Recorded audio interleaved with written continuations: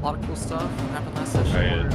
Turn the music down by like 50% and turn everybody up by like 50%. It sounds Well, like I could turn down the music.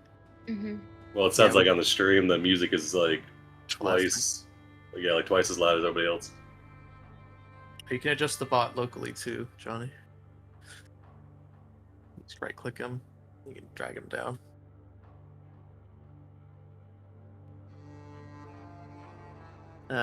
Lex is unfortunately absent today. He had stuff to do. So we got our backup streamer Johnny, who's taking on the role. And so anyway, welcome back to our Strive of the Tusk campaign. We're session 13. We had a couple of pretty cool fights that happened last week. I wonder if anyone would like to give us a recap of that, and then I'll grab a roleplay question while we're at it. As always, we have Sal the coming through with some cliff notes here. If anyone would like to, otherwise I can. Right. All right. Oh, all right. Crash gets the note out. Say, all right. What do we have here? Okay, so last time, what did we do? It was mostly fighting. Yeah, it was mostly fighting. Yeah, he's thinking thoughtfully to himself. It's like, all right, we finished off Khazard. We showed off to his people that he was dead, and that kind of shook him for a bit. This is him in hell, shaking his fists. Yeah. Let's see. Greshka kind of took the lead on wrangling control of this place. Then that night, the zombies were still getting close, and we got to get our compatriots from the caravan into the keep. And then, Mershak, Wyvern Rider from the Wing Ripper tribe showed up.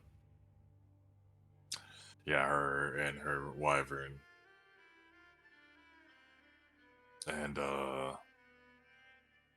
we had a little fight. We killed them. We got the gate open and everyone back inside, and, now, though, the keep is now surrounded by zombies. We reinforced the gate. We did some things, hardened the place up. And we took watches, waiting on Ardax. Then, let's see, we went to the keep, did some investigating. We found a hole in the bottom floor. Oh, yeah, right, yeah. We found a hole down there, and it led to some catacombs. And then the Asdroni was staying down there. He had some... He likes to hang out during the day and read. He had some info on Joseph Blackthorn that everyone seems to be looking for these days. Correction for those notes is Jonas, unfortunately. Jonas. It's okay though. And there's a weird guy that likes games in the pit. I do not know. And then I guess we left off on deciding to leave them alone or not. All right, very good. Thank you for the recap. You haven't gone down there yet. Make sure to get everyone your 2 hero points. Crush, you can have your third one. And then I also have a roleplay question for y'all. Anyone who wants to answer, you don't have to. Go ahead and roll for it for the extra hero point. I haven't even said the question yet. I know. Rail's already on it. All right.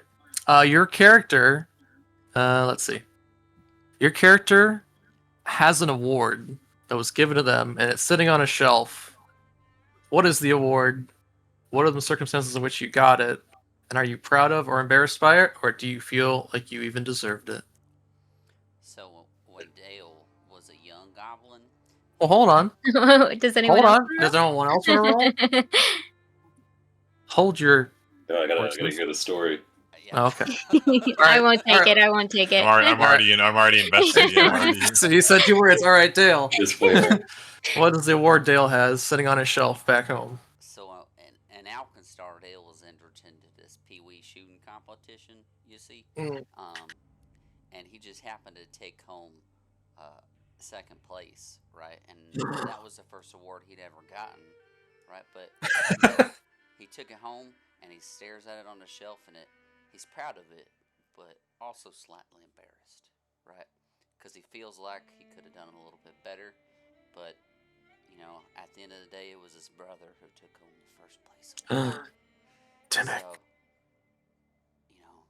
at the end of the day, it was okay, but he never got a chance to beat him. So he feels that he deserved that, and he might always be second place to his brother. But he's all right. You're cutting out a little bit, Johnny. I don't. How's that? I think we got the Yeah. picture though. Yeah. Yeah. So yeah, second place trophy. Were Yes. you embarrassed by it or no? Yeah. So he got second place to his brother, right? He's a little embarrassed by it, but he deserved it. His brother beat him fair and square. He's just sad that he'll never be able to outshoot his brother. Oof. Well, thank you for sharing. All right, take that extra hero point. May or may not need it. Let's see. Okay, and we'll come back into this. I'm sure it'll get me another one. Yeah. Don't jinx it.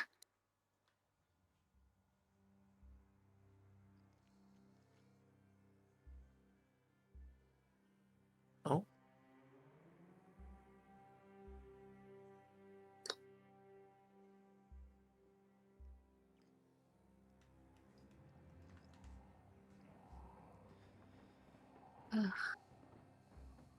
So we're in the castle or the keep right now, trying to decide what to do, I guess. Yep. Yes, we kind of, this comes back in. You again, having just in the nick of time opened the gates to allow your friends, the caravan, the merchants, and all the dignitaries that had come with you from the Tormund that were chasing you across the plains for days on end, which you originally come to Splitskull Keep for, before arriving here and realizing that things were not as they had hoped, and Khazard wasn't going to let you in, or your friends. But you took care of that problem. Mershek, the Wing Ripper envoy, had tried to stop you from opening the gates, but again, you failed them.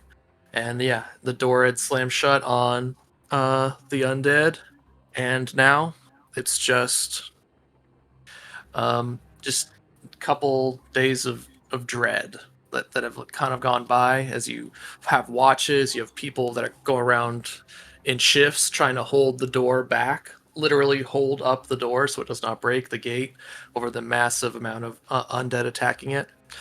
And yeah, everyone, it's just a lot of sadness and despair at this point. Is Ardax ever even going to show up?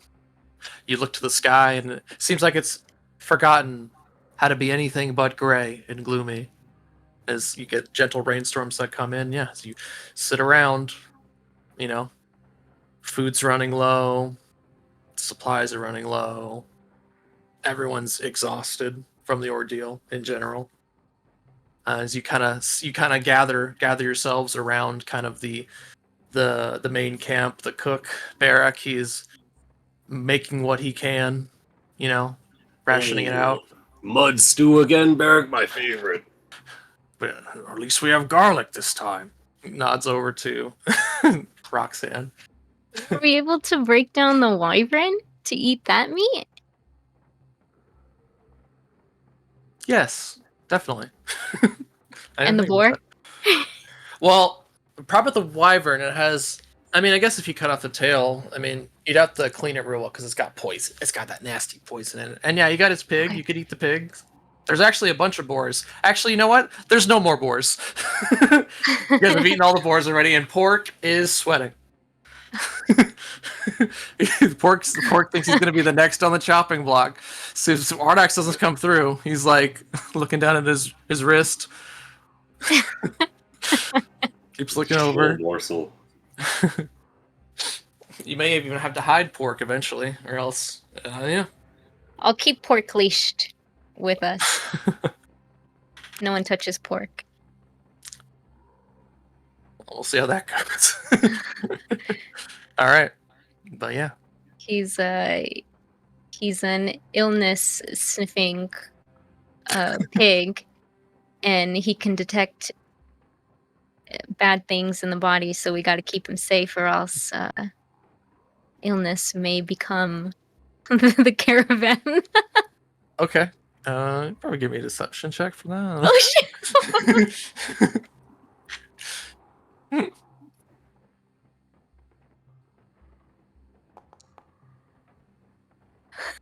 Oh, that's almost a 1. All right, pretty good. All right, Pork is safe for now with your unchained charisma. All right, yeah, but yeah, it has been 2 days have gone by. It's about the middle of the second day, and yeah, just holding the doors that are doing their very best not to stay shut. The endless moans just grind into your brains. And yeah, you sit around eating a meager meal.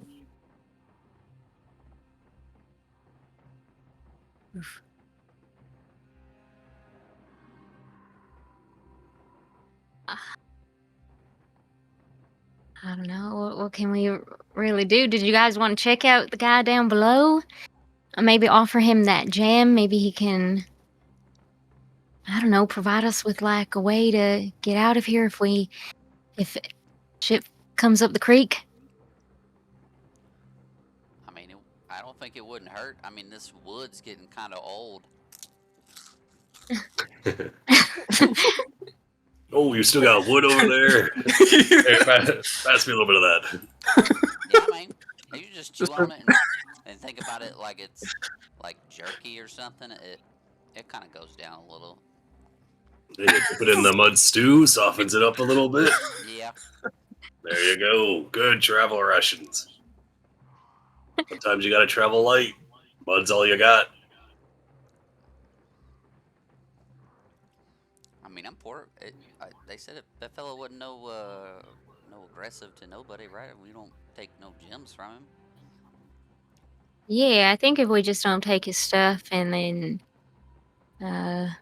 maybe we'll be okay. And then if we offer him a jam, we've got that one, is it the potency one that we have? Potency crystal.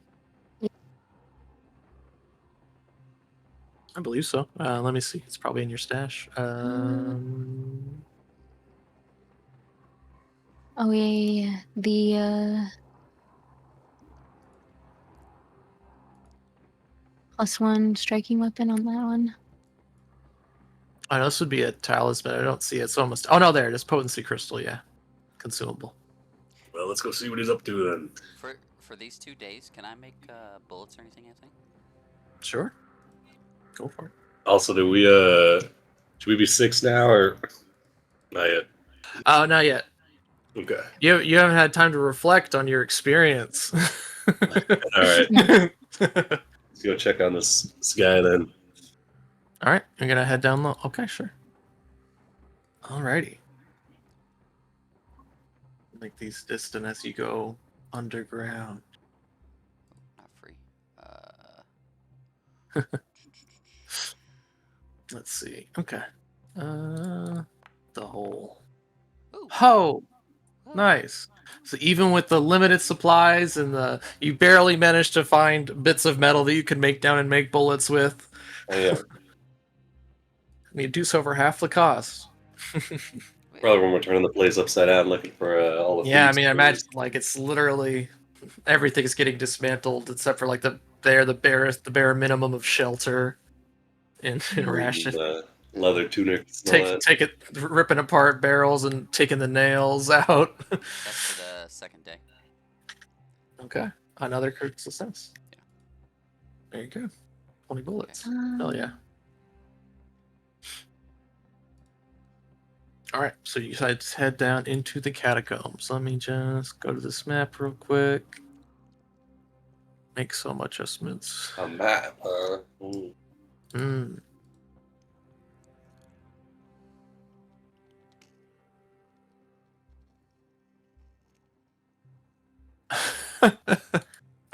I like that they even thought. Here, you'll see in a sec.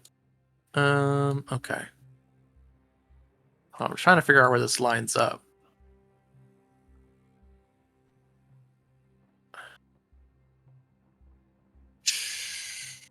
Okay.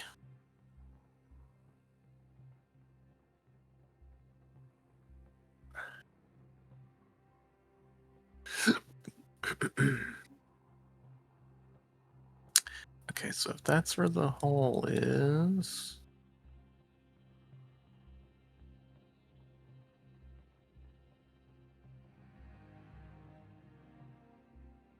Okay.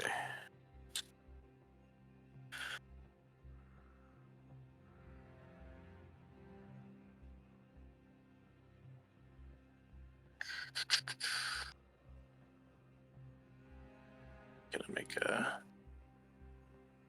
file here.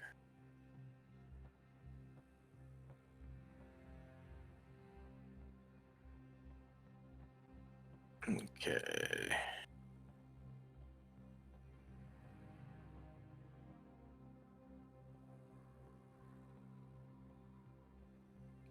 Catacombs. All right, and then bring you guys.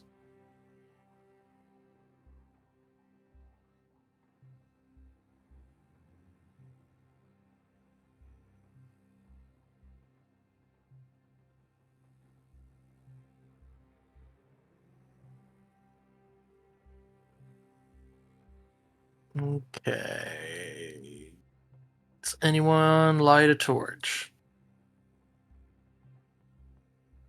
Or can everyone see in the dark? I forget.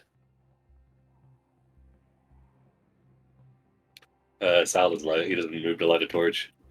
He doesn't carry those on him.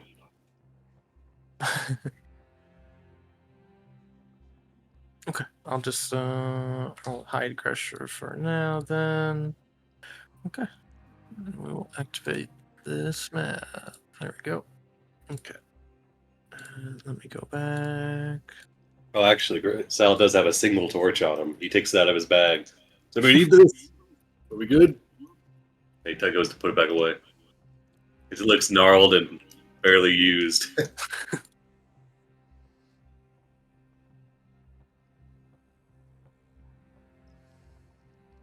Does anyone need a torch?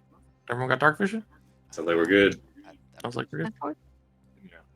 Well, I have low light vision, but I think should we do it? Oh, low light. Not sure. Low light vision.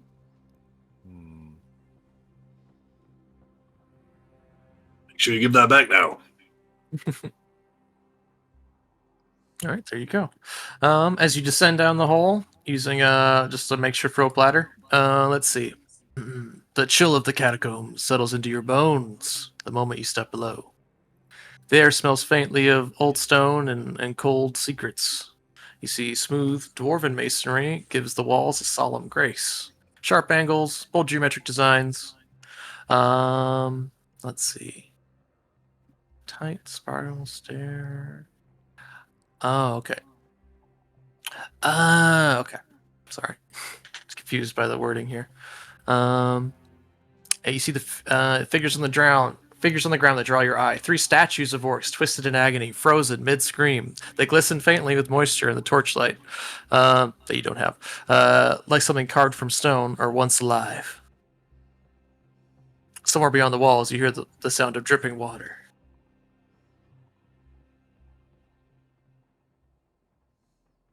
Okay, the door. Okay. Yeah, I'm trying. Yeah, this map is a little weird. I'm trying to figure out the situation. I don't know why this is a staircase. We came down the stairs, right? No, we came down this hole. There was a hole. Oh, that's a heavy door. There's a heavy door. When entered, you appear to see a buried vault. As you step into this room, yeah, I don't. Okay. Do we come down in the right area? I'm just so absolutely confused with this map. That's why it was taking so long. Why did it take time? Maybe there's like Yeah. multiple. Is there multiple entries and we came down in like a? I think there's just the hole in the. Hold on. Now I'm too curious to let it go. Because we knew the sinkhole leads to the catacombs, and I think Yeah. as Droney was saying, this also led down there. Oh, okay. All right. I get it. Okay, so there's a hole. All right, so the hole would lead off map, and you would come over here. There's a door to the west, but it doesn't lead anywhere. There's nothing really over there, so it'd actually be over here. So you guys would come down this hallway, and then yeah, there are stairs going down from the main entrance. It's not the only way down here. Yeah, I get it now. Okay, so pardon me. Wait, we came through the west. You came from this door right here. Okay. That's when you Then- see the staircase because you went down the hole. So if I delete this, there's just a hallway over here. Yeah, I see it. So you guys came from this way, but there's nothing beyond that wall there. Just where the map ends. So, okay, it's weird. Okay, but you've entered in some kind of foyer to the catacombs, and you open that door, and I'll read you some more flavor text. Let's see. No, catacombs. Okay. Okay.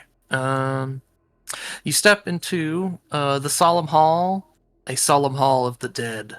The walls are etched with scenes of dwarfs at work, forging blades, raising walls, lifetimes of labor captured and chiseled with chiseled stone. You see that there are alcoves that line the chamber, each cradling a stone box or sarcophagus, many untouched by time. One alcove sits askew, dustless around the edges. To the south, you see a broken wall that reveals a tunnel that stretches into darkness. The edges of the breach. As you move deeper in, something clinks behind one of the ossuaries, perhaps metal or stone, or something else. And you also see a pile of 7 orc corpses. Oh, jeez. Oh, fancy seeing you boys down here. Oh my gosh, you guys killed 7 of them? I don't remember the Well, number. that's I'm just saying just the 7. ones we threw in the pit. One wouldn't fit. I do over the wall.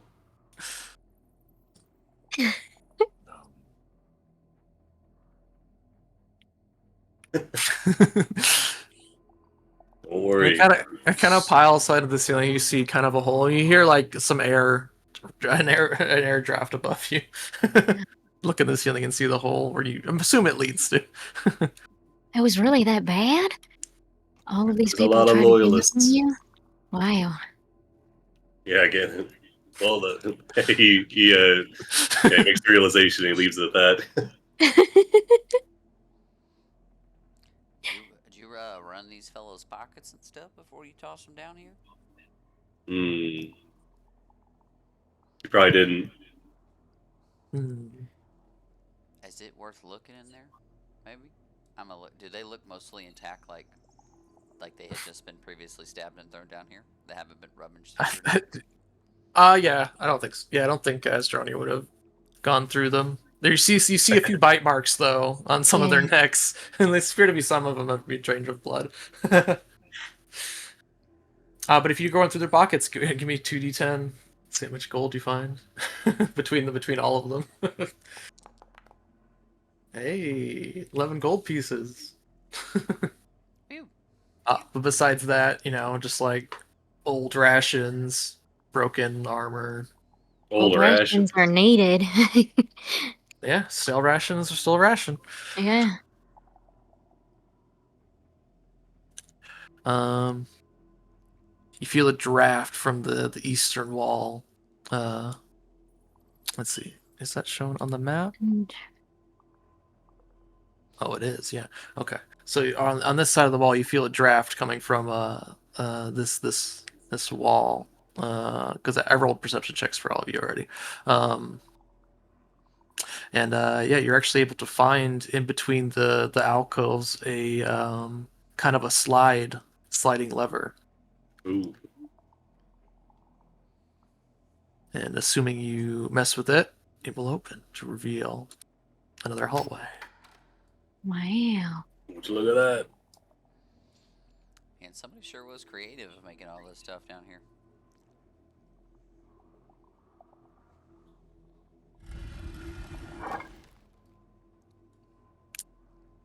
Let's see. He said, Beyond. yeah, this is ancient dwarven heritage and recent orcish heritage. All right. So as you gaze upon this chamber, it is breathtaking in its craftsmanship. You see gleaming geometric overlays of silver and gold that dance along the granite walls like veins of precious ore. At its center lies a stone bier, polished smooth and crowned with a scattering of precious gems. Let's see. Starts to waggle his fingers and he thinks he's like, oh, A bunch. I bet you. He said, careful. Either we stumbled upon that weird guy's gem trove or didn't check this room. Oh, true. You feel a faint vibration trembling through the floor. It's subtle. In your torch, you don't have a torch. You see a single emerald embedded in the bear, gleaming with unnatural clarity, drawing the eye like a hunter's snare. Somewhere deeper in the tunnels, stone scrapes against stone, or claw. Mm. Yeah, he's not touching that shit. Yeah, no. I don't want to touch any gems.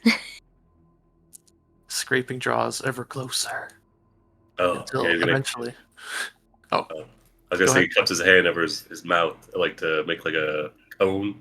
He shouts out, "Hey, anybody down here? We come in peace, maybe, probably."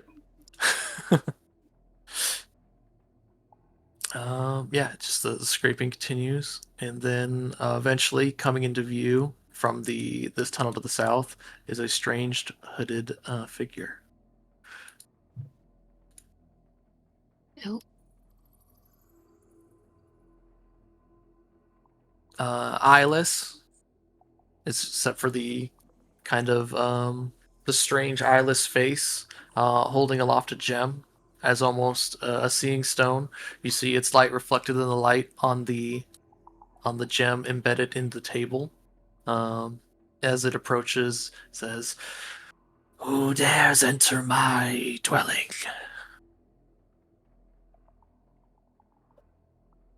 Thieves, robbers, None of the treasure above. hunters." I think you'd classify us as adventurers. The worst. Well retired, you know. Oh. What is it that you want? Yeah, we wanted to see if you got any food down here. There is plentiful if you know where to look. Well, He gestures at rocks on the floor. well, we're looking for something a He little picks one less, up and eats it. something outside the mineral variety. Maybe mushrooms or some lichen. You got some mud. I have that fear gem. Can I pull that fear gem out of my pocket? And then I'm just gonna kind of show it. We heard you was a big fan of these here gems, fella. Takes a step. He takes a step closer as you produce the gem. Wanted Kind to of. know if maybe you'd like it, just as a token of our good faith.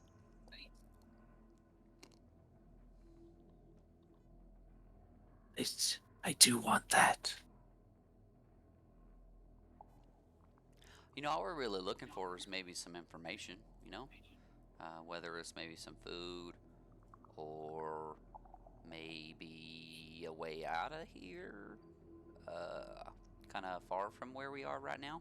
I don't know if you're aware of what's going on up top, but there's like a lot of dead folks up there, like a lot. And we're trying to just get away from them. So, what you think about that, there, friend? There are tunnels, yes. They stretch for miles, descending deep into the earth. Well, yeah, there any that head in a direction safe? I forget the name of the place, but close to the town where we're going. He kind of holds the gem close to his chest as if pondering something. He like wraps his fingers on it. It's kind of a clicking sound that kind of echoes throughout the chamber. And then he says,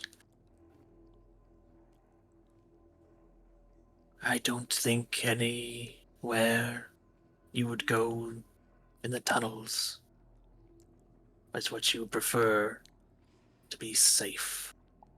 Mm. Yeah, maybe safe is like on like a sliding scale. Like, would you call it less dangerous than what's going on up top? Like maybe an appropriate killable amount of um, baddies versus the ever flowing amount up top.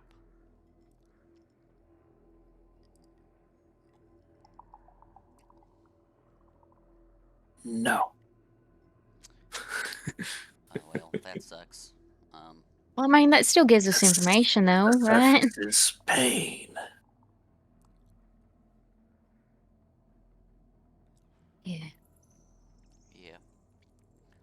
Well. Oh, Lex gonna join us later. Cool. Yeah. Yeah, what you're getting from this guy for the most part. It's a weirdo that lives underground and really likes gems. What a As guy. far as asking him about where the tunnels lead, it doesn't seem to be anywhere that you'd probably like to go. And also, it would be difficult to get Mm. all of your friends and the merchants with their stuff and on all of that to go to the tunnels. I mean, if it was just specifically the safety you were after, you have no idea whether like Underdark can be a dangerous place even in Jeez. Valerian. Yeah. As far as what I can tell you as a GM is that descending into the tunnels is outside the scope of this event. Yeah. um, So I'm not saying no if that's the route you want to pursue. What I am saying is I'm gonna need some more time to prep. Want to go down to the tunnels and see where you ended up. I mean, that makes sense, right? Like Dale would just try to poke him for information and see if he can, if it was worth looking into possibly taking the tunnels out of here. But that would Okay. make sense that they don't fit for enough people. And then I'll kind of flick him my fear gem and kind of tell him we appreciate the help, and if there's any information that he might be able to provide us, we would greatly appreciate it. All right. He snatches the gem out of the air before it hits the ground and then backs up again.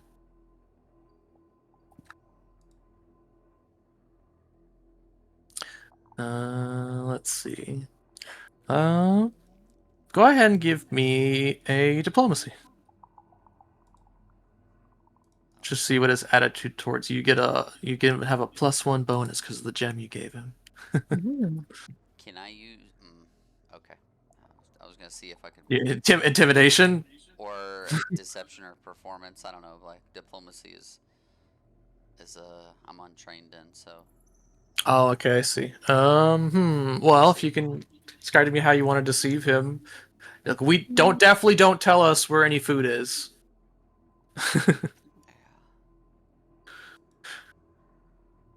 You've got this. Do I know if he's trying to lie to me or not? I'm asking you what you're this is just how the conversation's as going. You've already given him something, so that's why you get a +1 Yeah. to whatever you roll. Man, I really don't have anything. And your question for him is there any food or anything down here? Yeah. If there's Okay. any information he can provide us, I guess, about what's going on down here, if there's anything useful. But whatever, we'll just send it. He says the earth is bountiful in its treasures. He's talking about the rocks. All right. Let's say that's the bare minimum of what you get. He eventually takes his gem, and you see him kind of meld into the wall, into the earth. As he kind of gets sucked into it, and he kind of the path opens up in front of you once he gets out of the way, and if you travel down there a little bit, you can find a small kind of small outcropping where there's water dripping down. You can find some actual like mushrooms and lichen and that sort of stuff that is edible that you could bring up to everyone else for cooking. And you don't have to fight this guy because you didn't touch his gems. No one touched the gems, right? Definitely not. Crash? No. Why would? Well, you went to the end of the table. I was just making, Oh, Just making sure. making sure. Okay. When you say you pointed out that one really cool gem, right? Yeah, there's the one really cool gem that kind of matches the gem that he's holding. How cool. Oh, Would let's Car see. like it? Would Car like it? Oh, of course. Anyone who looks at it, you can tell that the gem is worth about 25 gold pieces. Souvenir. The gem he's holding here, it looks kind of like that. Ooh, that's probably his second favorite one. I don't have sleight of hand or thievery. So yeah, he'll just let it go. All right. Are there any that he can grab with his feet that are on the ground that he can slip into his sandal? No, they're all delicately placed on the table to be observed. Not a gem was accidentally knocked off. They're in his trade binders. They're in his. Oh my god. We've got runner's insurance now here. All right, so yeah, you went down to the catacombs. You had a small chat with this guy. You didn't take his gems. You did explore a little bit of the tunnels. They go down for quite a ways, and you definitely would get lost. You think, unless you had, any of you were underground survival experts. There is the very real danger of getting lost underground. And yeah, eventually, I'd say not many other directions to explore in the catacombs. It seems like these three main rooms. You guys looted the corpses. You found a little bit of food to bring up with you, and yeah, Okay. I say Well, it wasn't a complete loss. Got No. some food. Made a friend. Maybe. Made a friend. Yeah. There's no way out this way. Good to confirm, yeah. Yeah. Anthony, can you mind adding that 11 gold to the party stash? Sure. Thank you. Oh yeah, and you got to loot these guys too. So there you go. Yeah. Yeah, 11 gold. All right, bring it back to the dashboard. A couple of dusty rations. Yeah, a couple extra rations. You think that'd be good for, maybe one more night? Who knows? As we get back to wherever we're sleeping, he's like, "Oh, you're in luck, Pork. Got another day here." And he shakes the old rations out of him. Well, Pork wipes his brow, thankful. Tomorrow, though. You guys are making waffles? That's what he says. That's what the subtitles say. I think that was oak right there. The oak don't taste that bad. Just eating wood. Love it. Goblin. Dale, darling, I don't think you should be eating that.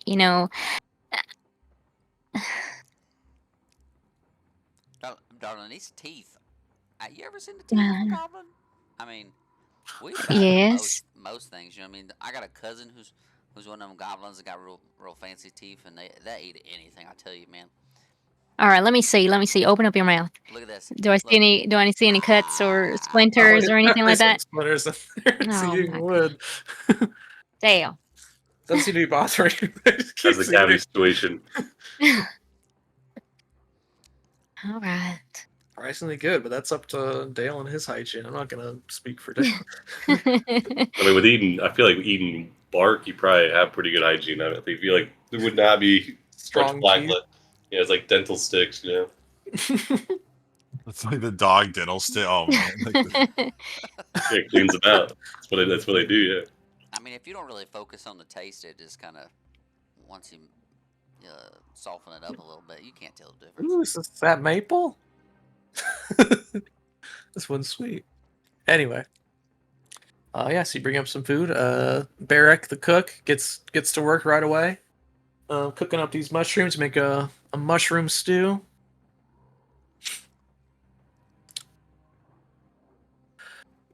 Have we got an accurate count on how many zombies we're dealing with here? Oof. People have tried counting. You're looking at a couple hundred. Like they kind of go out. Like imagine the walls of the keep, and it's just like a huge swarm of them that have totally surrounded it, up to like 60 feet away in all directions. They're all like clambering over on top of each other. But they're mainly trying to get up the main thoroughfare into the actual gate, and that's what people have to stand up there and literally hold the gate to keep them from breaking in, and the constant watches. And it's, yeah. People are just losing hope. That's the main deal.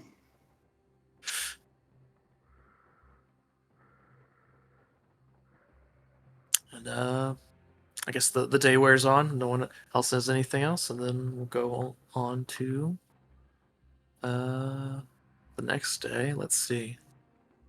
Day 3. Okay. Let's see.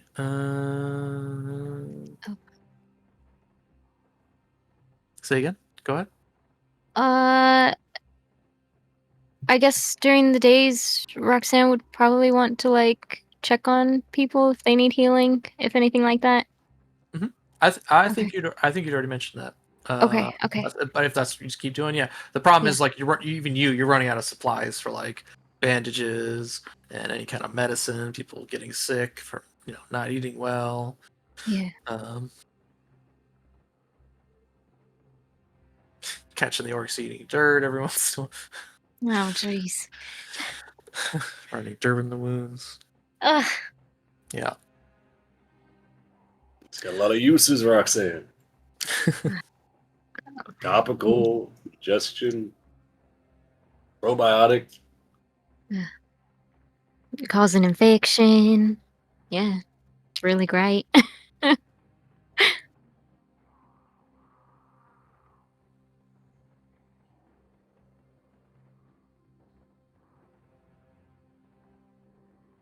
Okay. All right. So 2 days have passed since you've been 2 days have passed since you've been surviving within the Splitskull's walls. 2 days of holding doors that won't stay shut, of listening to the endless moans of losing people by inches, not in battle, but to hunger, exhaustion, and despair. The fire pits are cold. The barricades sag under the weight of the clawing limbs. The air stinks of wet leather, rotting flesh, burnt oil. Even the bravest orcs now stare too long at the floor. Then, just before the dawn on the 3rd day, there's a hush.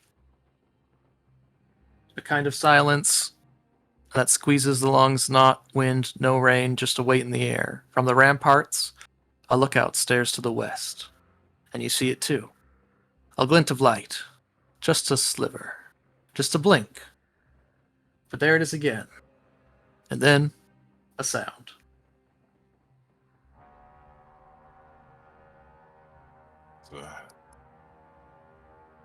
Oh, the zombies found the war horn. One blast of a war horn, long, deep, full of promises, pierces the dawn. The wind shifts, and just over the ridge, cutting through the fog like a blade, you see Ardax, riding forth on his war wolf. White hair flying, eyes locked on the keep. His warwolf snarls beneath him, breath steaming, claws tearing at the hillside. Behind him, dozens of orcs in black and bronze armor, surging over the rise in disciplined columns, weapons high, voices raised in an ancient war chant of Urgir.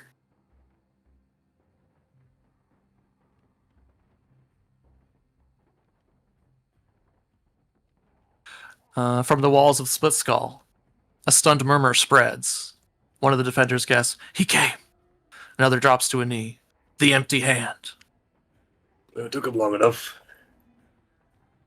The undead below hiss and writhe, momentarily disoriented, and then impact. Ardax and his forces crashes into the flood slain like a hammer. His werewolf leaping over twisted corpses, jaw snapping necks. His warriors strike next, blades flourishing, axe rising, falling in perfect rhythm. Help has arrived. Sal, what do you do, Well, if anything?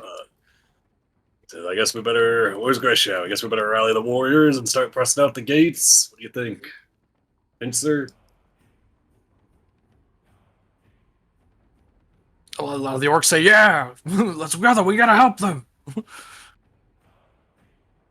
And then yeah, from the inside the keep, you guys open the gates, weapons ready. You let some of them stream in. You start cutting them down as the kind of orcs smash in from behind. From the keep's battlements, the sorry orc warriors, they surge with new purpose. They light fires, they loose arrows, they hurl javelins. Even the wounded lift blades and cheer.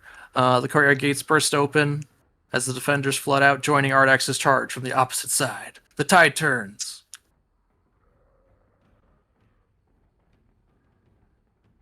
All right, Roxanne, do you join in? Just,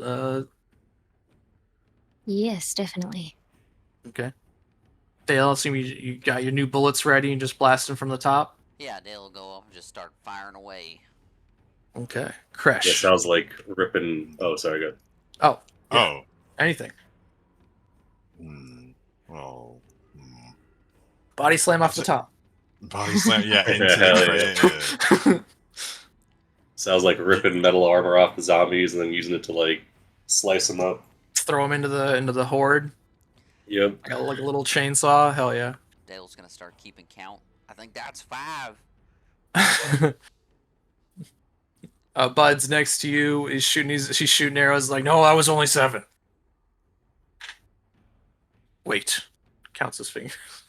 It was 4. All right. So yeah, Ardax finally arrived with aid.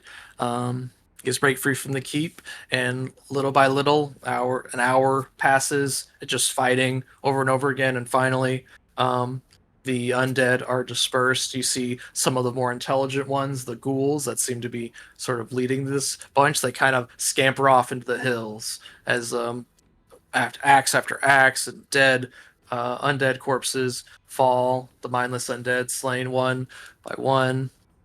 And soon there are nothing but stragglers left, and they are easily cleaned up.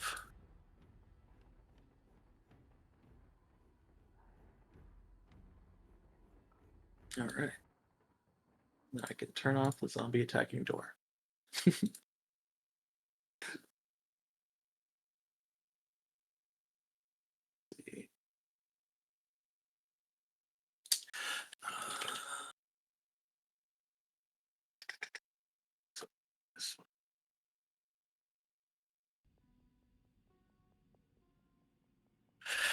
Okay, and then when the dust settles, when the last ghoul twitches no more, Ardax, where's he at? There he is.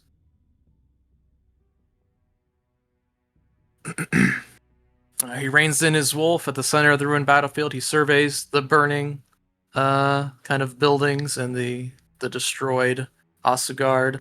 His expression grave. He then looks to you all. Those let's see, and We're all posed together. Yeah.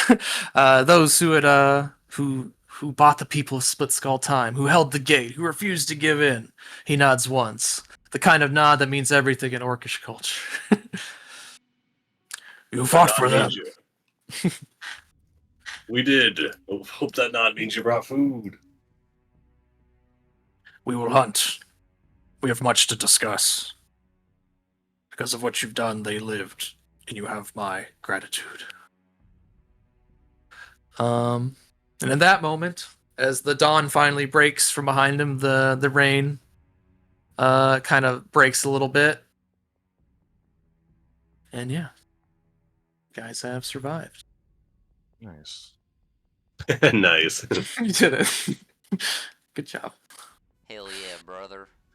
It took him long enough. It did. Sorry to keep you waiting. No, he doesn't say that. I came as quickly as I could. Tell me, what has transpired here?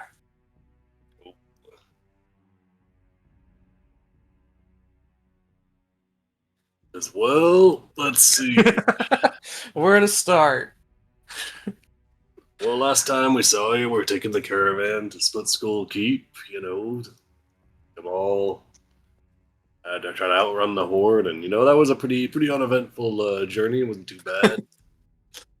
Couple of zombies, couple of people, picked up a couple stragglers along the way. Mhm.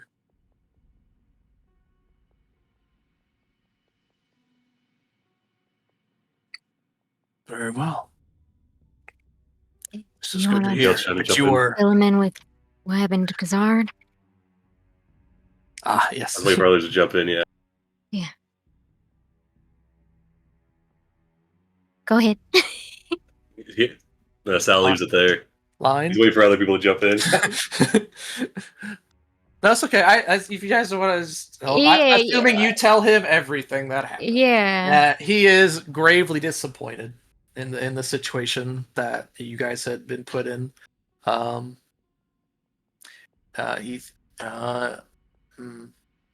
did not expect Kazard to act so foolishly, and he ultimately wonders why, and that's when you bring up the letters, I assume, and the documents he found on the Wing Ripper and the other documents found in the keep. And he eventually says, I will send my hunters. We will get some food, and then we will travel back to Urgir. We'll get these people to safety. One other thing. We're in private. Sure, he can be. We kind of made a promise to somebody that you would talk to them. But he's of an unusual variety that I know is not liked in these parts.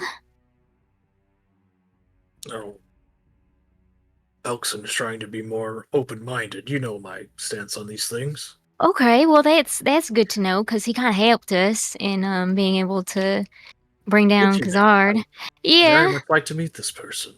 Who are they? Oh, their name is Ezroni. Have you heard that name before? Can't say that I have. Just Okay. when you're talking to him, just remember that whole open-minded bit. Yeah. He's a vampire. I don't know. Can I gauge his reaction on that? Yeah, reception. He seems like a stern face. He seems a little disappointed. He's hard to read. He's these leader types. There's definitely a million things going around through their head at all times. He seems surprised, and curious, and reserved curiosity. If it gives him any bonus points, he has not attacked anyone in the caravan, right? He hasn't attacked anyone in the caravan that we know of? You guys didn't stay that long, so no. Okay, yeah. You might have started seeing people go missing, but no. I mean, he gave us a ring. That was pretty useful. Okay. He also gave us some information about the man that we're looking for. But it just kind of seems like he wants a better life, and he said he wanted to talk to you. It didn't seem as if he had any ill intentions, at least when we spoke to him. But we can be there. He When might try to get you with He might try to get you with a little mind control, but that's no big deal, right? I mean, yeah, we just kill him if he gets too crazy. I mean, right? It is fine. I will speak to this person. They have earned that much by assisting you. And then yeah, he goes off to kind of check on the well-being of pretty much everyone in the keep. He starts with his guards. He's sad to learn of a bunch of his guards that have gotten killed. Specifically goes around to Maga, Balax. At the end of it, it seems like Mauga's gotten a promotion to a lieutenant of some sort for his bravery. Balax, the guard captain, and Seagrex seems to be off on his own, still trying not to hurt anybody, being in his Storm Tiger form. But yeah, he's sad to learn of Jack's death. And yeah, he kind of goes around. He meets Bud and checking on most of the. Famously, there's a lot of heat being thrown at him by the people who were at the Torrent Moot, who were put through this ordeal. The people put the caravan together and saved.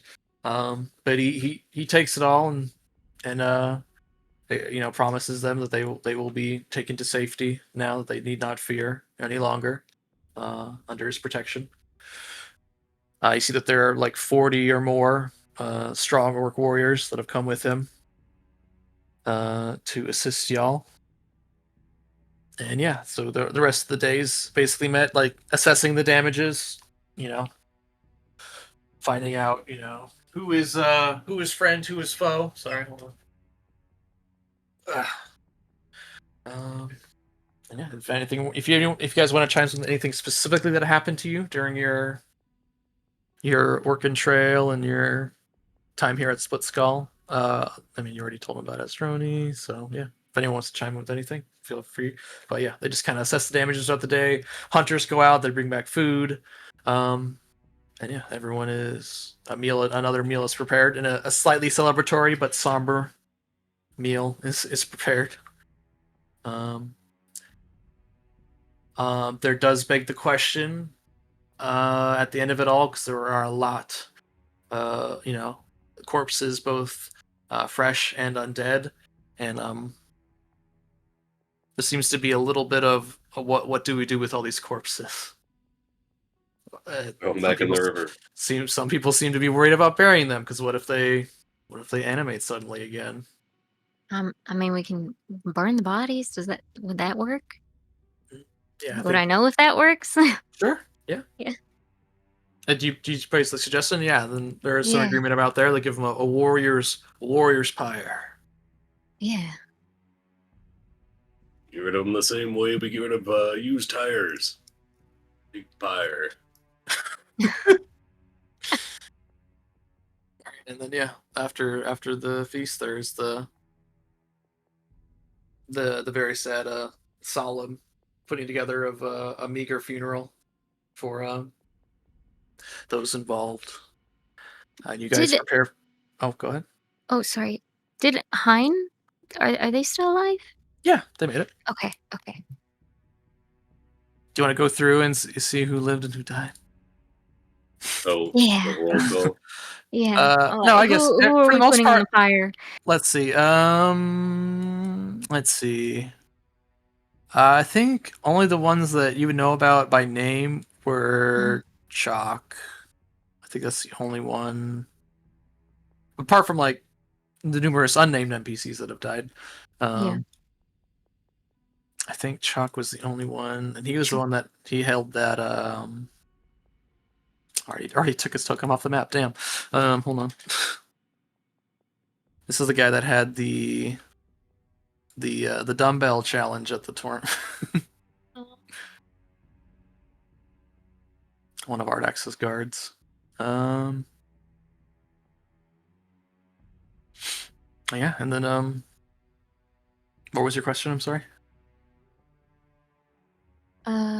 That was it. Just to know who if we knew anyone of the guards that died. Chalk. Well, Yes. the guards that were left were Chalk, Seagrex, Mauga, and Balax. Okay. And the rest of them, well, that was the thing. If you hadn't come out so quickly to deal with the situation, they probably would have died too. Oh, Uh, okay. It's like Chocolate's the only casualty there, apart from Yulin, the log carrier. Remember that guy got torn in half Yeah. earlier. Yeah. Rip that guy. Rip this guy. Log Always guy. carrying those logs. He got him. That's what got him killed. You couldn't leave him behind. Nope. All right, and then yeah, they have so they have the funeral pyre. You guys spend another night, and then you prepare to make the journey to Urgir. They talk about originally they were going to bring everyone to. Well, the original plan was to escort the dignitaries to Ustalav. But I think given the current situation, they're going to pivot and take everyone back to Urgir.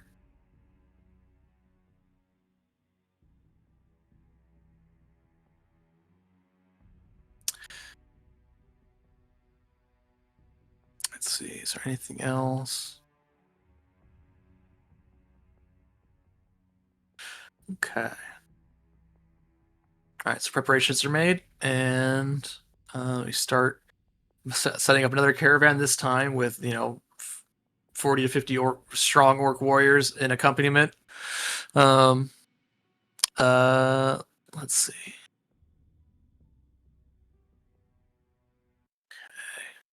Let me grab this.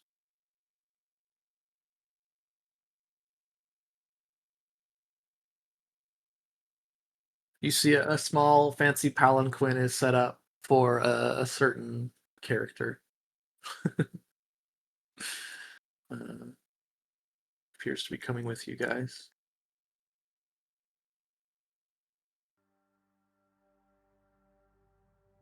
Oh. Okay. Alan You can Quinn. Maybe that immediate- means things went well with. Oh, yeah. Okay.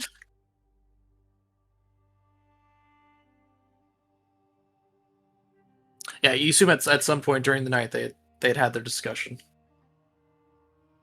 Maybe it means more, or maybe it just means come with us back to Urgir and we'll talk there. Okay. Let's see. And we got travel. Okay, so so you guys begin making the journey towards Urgir. It takes let's see, like 3.5 days. They're quiet, but they're never peaceful. You kind of march southwest,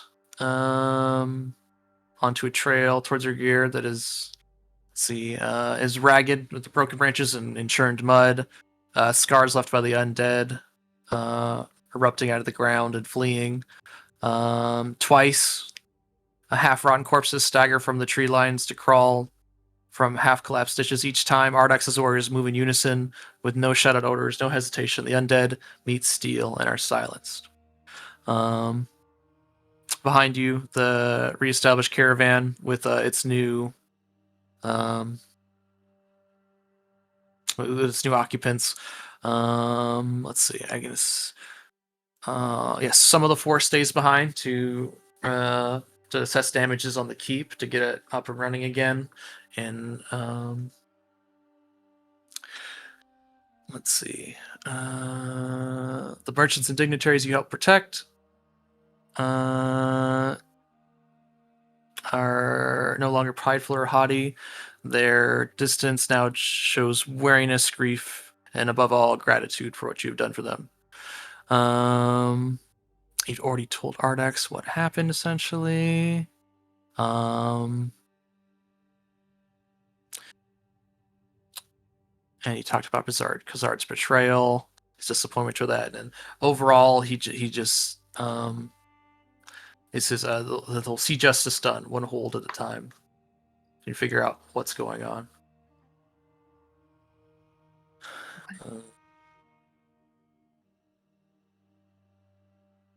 Okay. Let's see.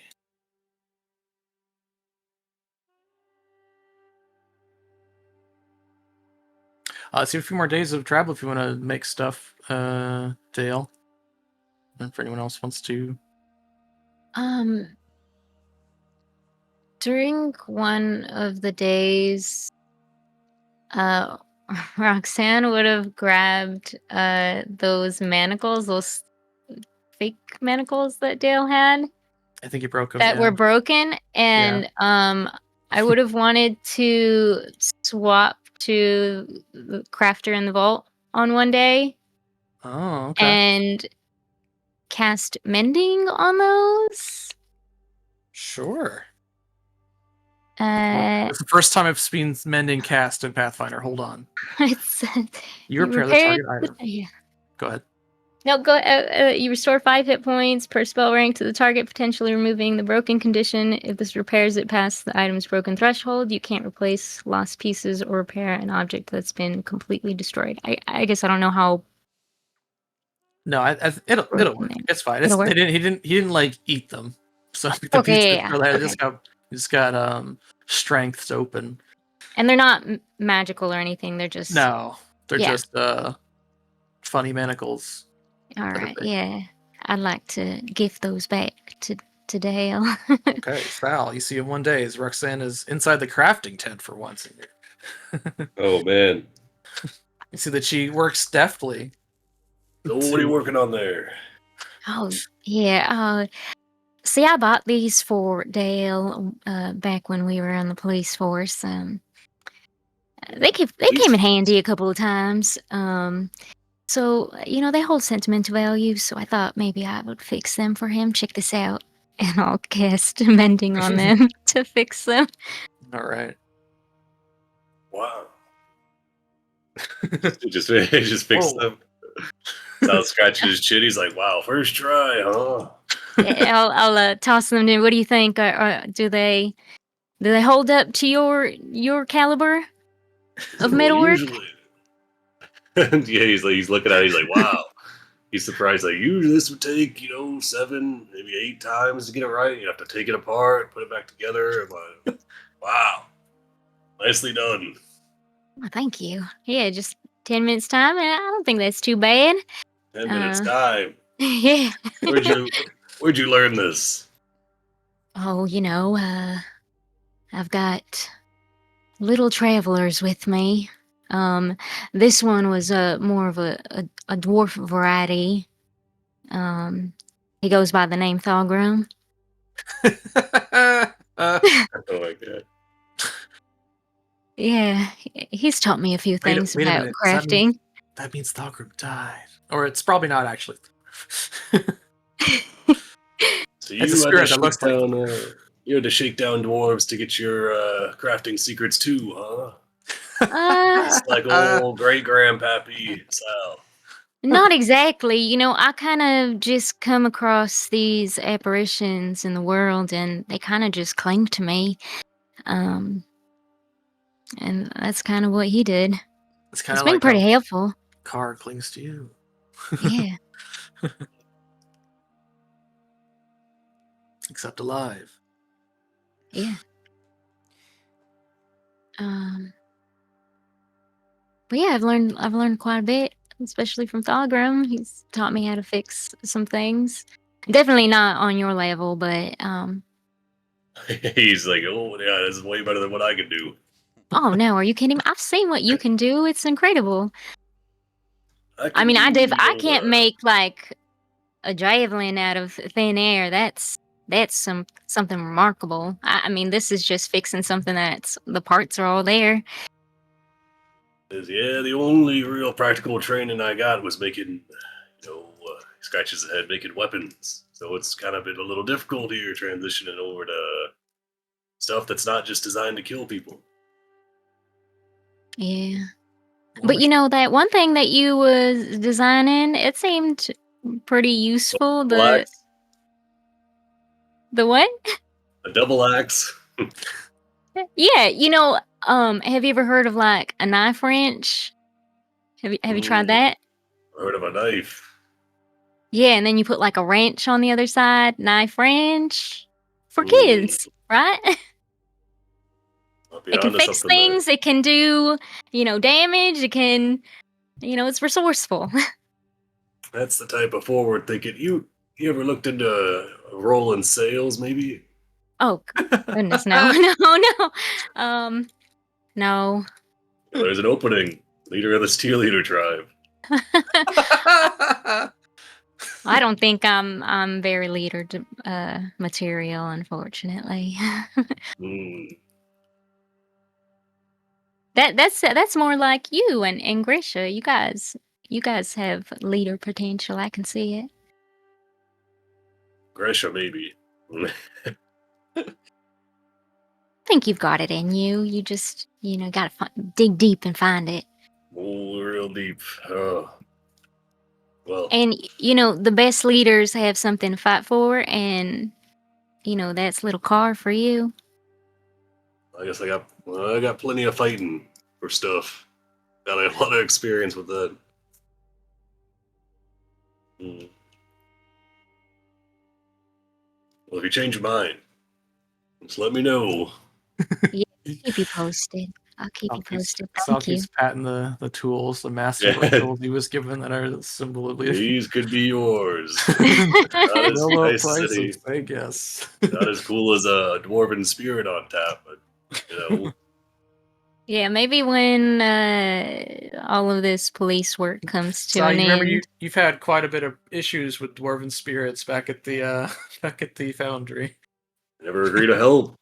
Always just throwing stuff, slamming doors, Yeah, it's exactly what preaching about trying to get us out of here, lamenting all the times we murdered them. Oh. Wow, I wonder if maybe Thogrim was murdered by an orc.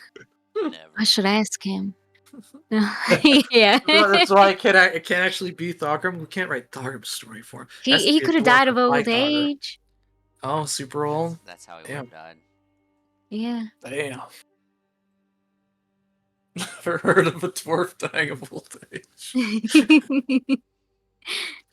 All right. How many days did you say I could craft stuff? 3 days. All right, I'm gonna click a couple of them off.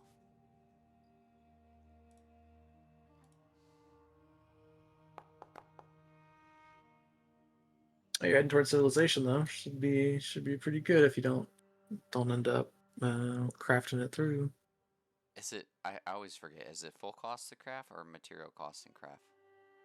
If it's just a success. Full costs. Okay.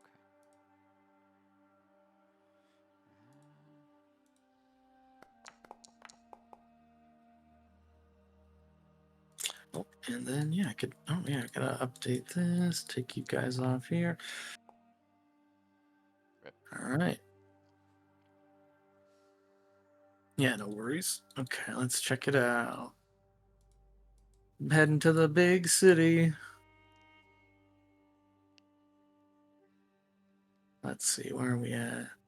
There we go. Yeah, that fits. I'll hand the manacles off to Dale so he can have them back. Oops. Okay. For sure. Conveniently, I never got rid of them. That works. What did you say? I said Hold on. conveniently, I never got rid of them. Oh, okay, yeah. Nice. Because they were the false manacles, right? Yeah. Yeah. So I still have false ones. I don't think I had 2 of them, so.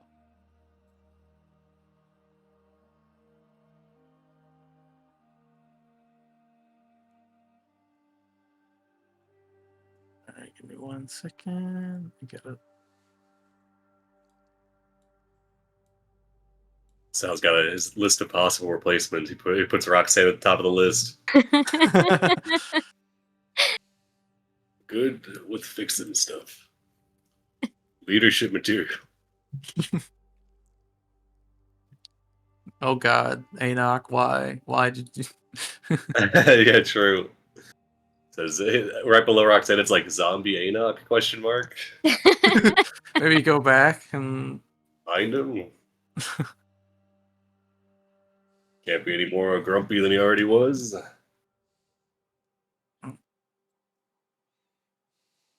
Oh boy.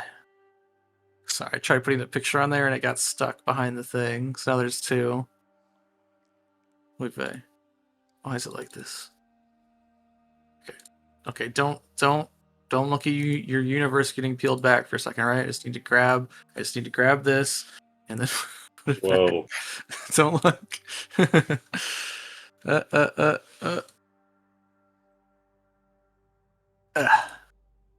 There we go. Okay. Urgir.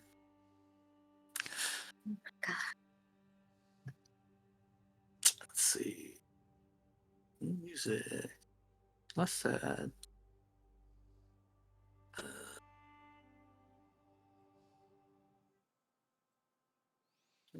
Like this.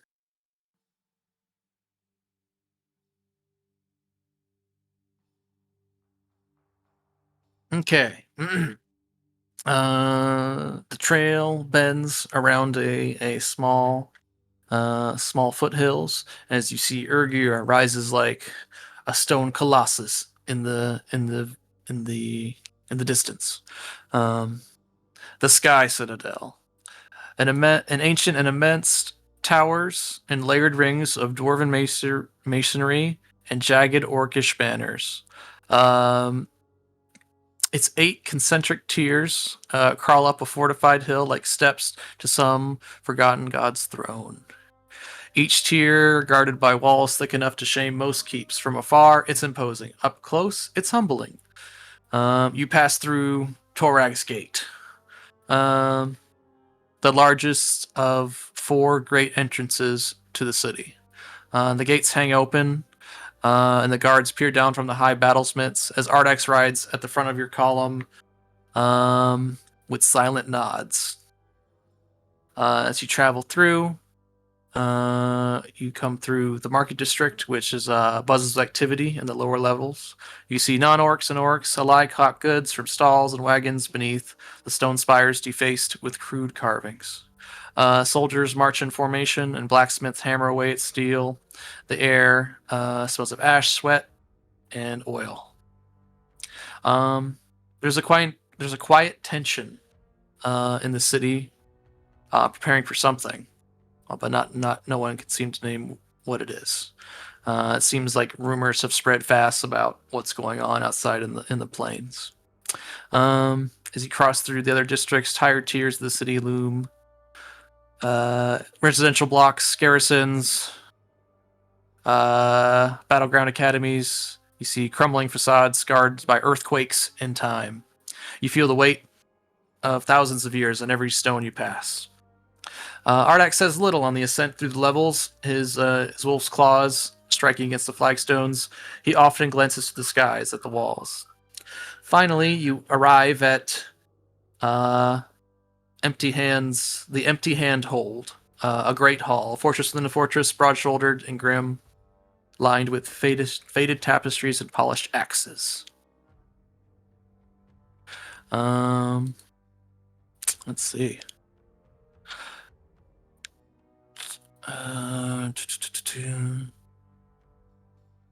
For some of you, this is not the first. I don't know. I don't think any of this is your first time here.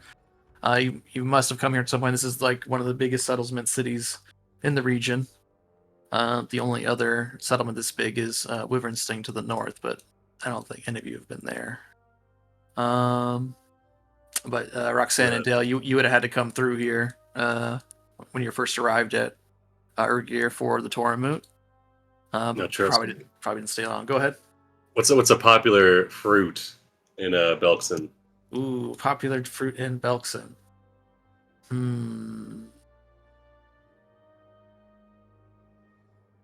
Trying to think. Other fruit is like a melon. Yeah, some kind of melon. And so it'd have to be. It's There kind of an arid badlands sort of. The jewel of Belkzen, the big melon. The big melon. It's spelled MELO. The mellow. It's a mellow fruit. Big mellow. Okay. It's like a cantaloupe and a melon combined. Half of it's green and half of it's orange. All right, so you grab some fruit on the way up through the market. Yep. All right, you just Stop and installing. stall. Stop at a stall real quick. Hell yeah. Car gets a big one. Yeah, so definitely the spirits are raised as from the caravan as you kind of march in through the city. You see some of the caravans, it's already starting to break apart and split off as they head on their way. But you keep following Ardax. Eventually, you end up at the empty hand hold and through the gates. You follow Ardax through the final gates into Urgir's heart, stone halls built for dwarves, but now ruled by orcs.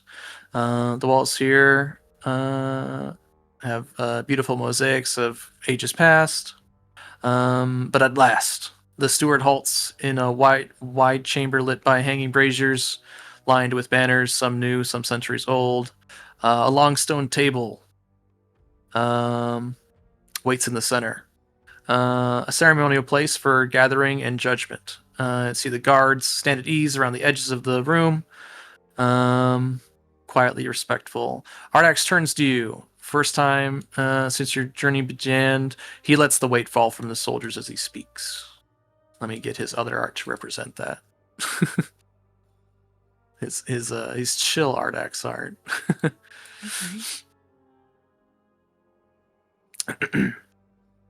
You did what many would not or could not. You carried the burden of the Tortmut survivors.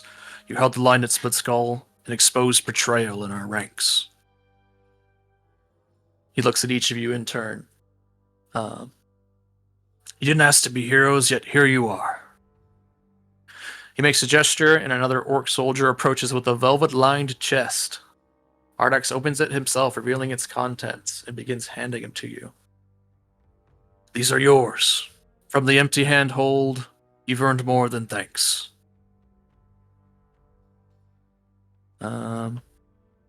He steps forward. Let's see. I'll tell you what the items are in a second. He steps forward and sets a bronze medallion on the table, stamped with the mark of Urgir's steward. I have no right to ask this of you, but if you would continue to serve Belkzen in the days ahead, I'd have you at my side. There is still work to do, and I believe you're the ones who can see it through.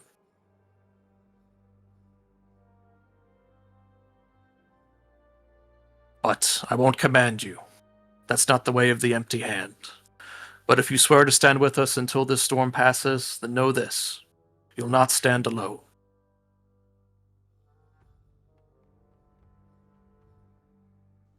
I don't know. Kind of got another obligation. They're kind of lining up. Well, I'm out of leadership. Go ahead. I think he's kind of loaded up here. You would serve me as you already do the Steel Eaters. Yeah, I'm sorry to have learned what happened to Master Enoch.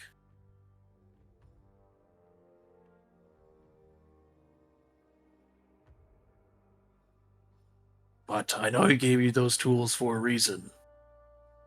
Well, I guess if we spend some more time here in Urgir, it might be easier to find a replacement. So, what's the pay like? Benefits? How's the school systems here? He smiles at you warmly. I believe Master Enoch chose well. But more on that later. You do not need to answer me now. I'm not asking you to swear fealty to me. I'm asking you to swear fealty to the whole of Belkzen. Until we can get through these troubling times. What say you? He looks to Roxanne, Dale, Kresh. Roxanne will look over at Dale, and then I'll look back at him and I'll just say I would be honored to serve. It is not a life sentence. It is only until we sort out the troubling times, and I'm finding it difficult. He raises his voice to find orcs that are trustworthy enough to bestow power upon. Yeah, it's always the trouble with orcs. I'm having a good Well, time. So yeah, I feel like something's brought us here. How can I say no? I mean, it hasn't been a boring second among us, right? Like,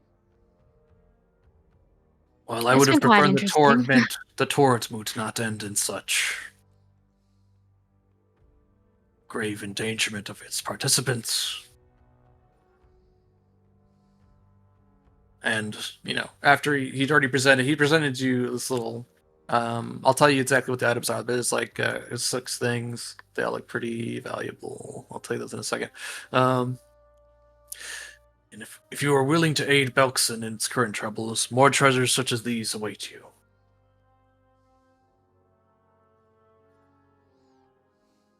So do you swear to the holds of Belkzen, to Urgir, and to me as its steward for as long as these troubles persist? So do you swear? does he seem like shady, Ernie? Does it seem pretty like? Does he give me a Who are you asking, Sal? 100%. Oh, it's another contract deal. I see. I should have did a trigger warning on. Yeah, Sal's like standing behind Ardax, looking at you, Dale. He's like sliding his hand across his throat, like. Jacob says, "There's nowhere to stand behind Ardax, though." He's just off to the side. Would this be a case for lie to me? Right? Like, Lie to me. That's post it. Just want to check it out. Lie to me. You can use deception to weave traps to trip up anyone who is trying to see if you engage in conversation with someone trying to lie to you. Use your. I mean, I guess I'd be telling if I let you use this and I was lying to you. That would make yeah, I sure. guess that's fair. That's kind of weird how this is worded. These skill feats sometimes are kind of weird. But yeah, you can give me a perception check. You could figure out if someone's lying to you with a sense motive that this is that someone, like, to use lie to me, you already have to know that someone's lying to you. No. So there you go. It within the as far as you can tell, Dale, he's being genuine, but it seems like he's had recent troubles. You've brought to his attention recent troubles about holds of orcs betraying him. Yeah. And it seems just to be like a formal thing, if anything.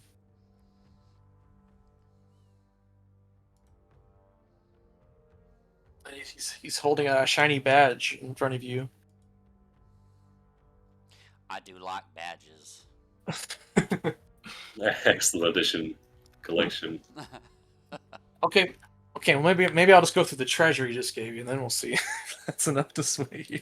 I mean, I think with Dale's intentions of trying to uncover more about Jonas, he's going to continue to go down this route, right? Especially. Okay. Yeah, if you bring that up, saying I'm still looking for this guy. If you help me find this guy, yeah, I'll do whatever you want. Yeah, and I think if he ever gets a chance alone with like him or with Roxanne and him, then he'll kind of tell him that, you ever give me a chance to put one right in between this here fella's eyes, I'll do whatever you want, sir. Okay, yeah. I think that's definitely agreeable to him, as long as you describe this person. I mean, you've already talked to this guy about him, like, oh, we're looking for this guy, and he said he would find out more information about him from his like, he's got a spy network and whatnot. Yeah, absolutely, that's definitely agreeable to him. I feel like you've already discussed it with him previously. He just seems like he wants to reward you guys for doing this work, and then there's definitely troubles in the day ahead. He wants to know if you guys will continue to help Belkzen.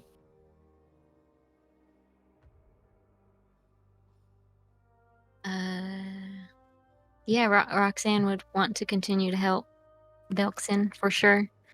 I mean, she's missed her mom from the majority of her life, and still wonders if she's out there somewhere, but I kind of want to cling to this side of who I am a little bit more and protect any orcs that she can.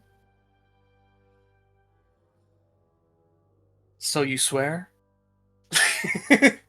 And I swear. The contract. moon and the stars. It's turned into a All the orcs break into song. No, we don't. All right, so Roxanne swears. Sounds like Dale's on board. Sal's the only one who's like, Or Kresh hasn't answered Kresh? either. Yeah. How does Kresh feel about this? Kresh is nonplussed. Kresh feels like, why this feels overly formal, but he doesn't really mind. It's like what comes after this then? Well, we'll definitely need to figure out why these storms are happening. We will be holding a war council in the next few days to figure out what we are going to do about our current situation. I would have you there as well. Not that important. He holds up his hands Puts an arm on your shoulder. But my friend, you are. You've already proven to me that you care enough about others to help them in their time of need. He shudders and I just knock heads together, but if you need, I need you to knock a few more heads together. I could do that. Once we figure out who we can trust and who we can't, as far as the holds are concerned. Well, Awfully suspicious this all happened at the height of the torrent moot during the flood truce. It's highly suspicious.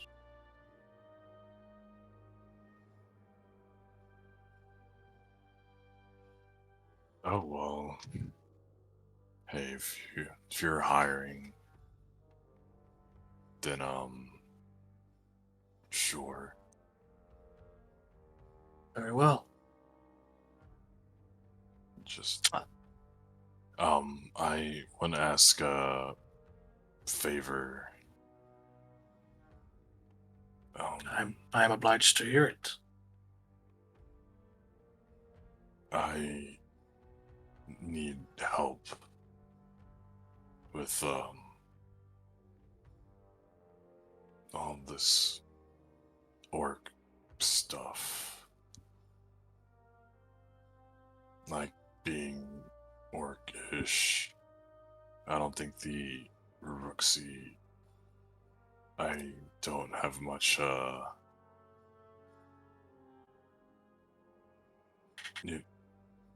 there's this something inside me that burns for combat and it I don't know how to deal. My father was never around, so I never really learned much about being an orc. Or half orc at least. Very well. I will help you if I can. As you have helped me. Now then, now that the formalities have been established, here, take these as a token of my gratitude for what you have already done already, and know that there will be more in the future. All right, time for treasure. Gets out the goodie bag. We got the goodie bag for you. Here we go. All right. The end of book 1. Whoa. Let's see. Hold on. Treasure. Nope. We're not. We're in book 2. Treasure. Ardax's reward. All right. So the first thing he plops in front of you guys is what looks to be a pair of bracers that have animal claws woven into the thick leather of these bracers. Once per hour, you can spend an action to activate the bracers to extend claws. The bracers temporarily fuse with your forearms, with claws extending from your fingertips. You gain a climb speed of 20 feet and a claw unarmed attack with agile and finesse traits that deal 1d6 slashing damage. Lasts for 10 minutes or until you dismiss it. Wow. Climb speed's pretty good. Let's see. In the vials, there are two stoppered vials of a red liquid. He explains that these are healing potions. Ooh. Two moderate healing potions. There are 2 scrolls in there. 1 scroll of haste and a scroll of heroism, with the ink written out in as the heroic deeds you've already completed What? as part of the spell. You He get it also mentioned, signed. yeah. Gold ink. Also, worth a pretty penny, there is this a golden torque bracelet accented with garnets. Worth 200 gold. I'll drop all these in your stash.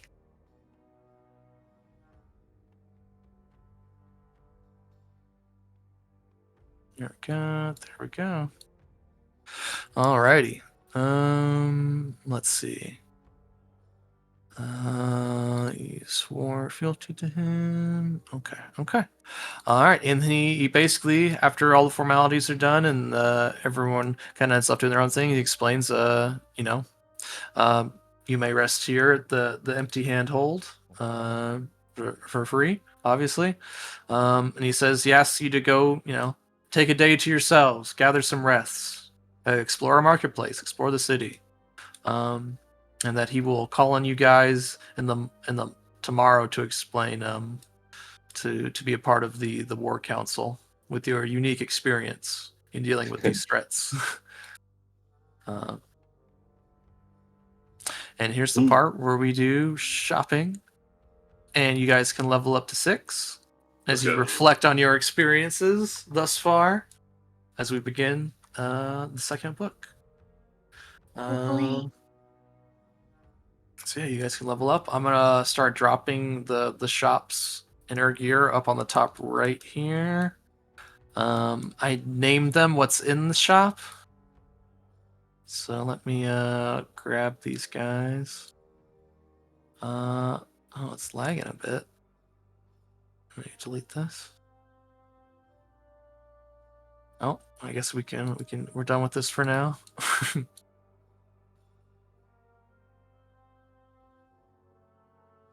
There we go. Let's see. Oh,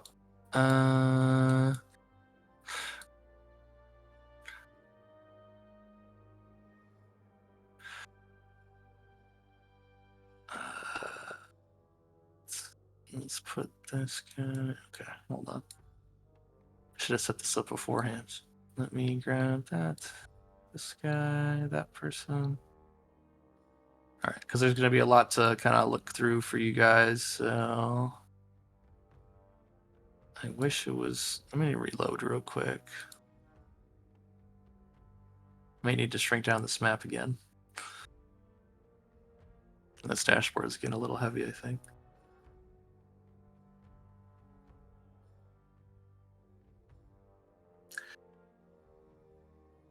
If I have any shopping music.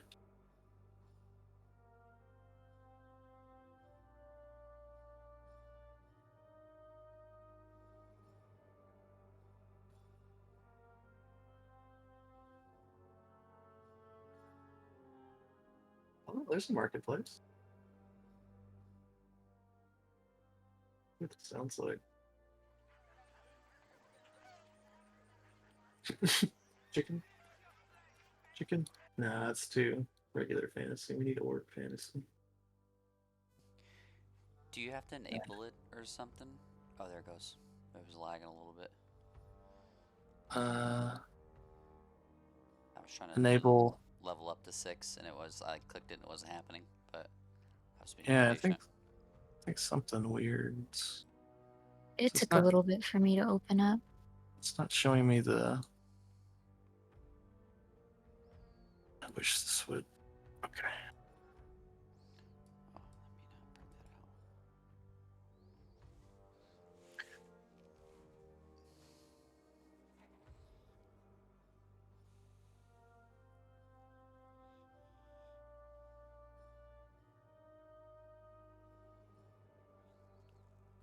This is just being a real son of a bitch right now.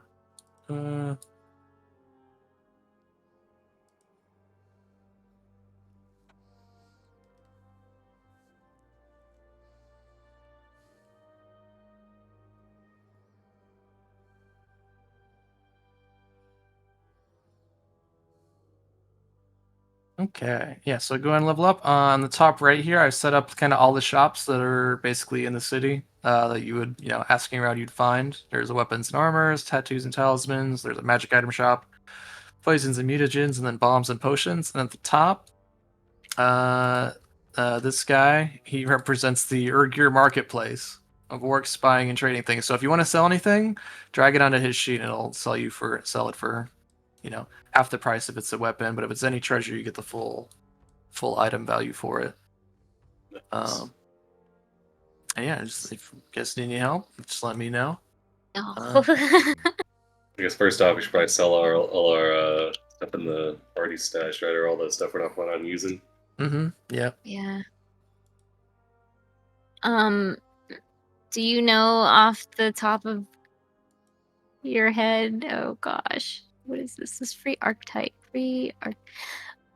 What I would need to just go deep into healing for the archetype, because right now I have medic dedication and doctor's visitation. There's so many things. I don't think there's that many to choose from actually. Really, it's medic archetype. You guys are level 6 now. Hold on. Medic.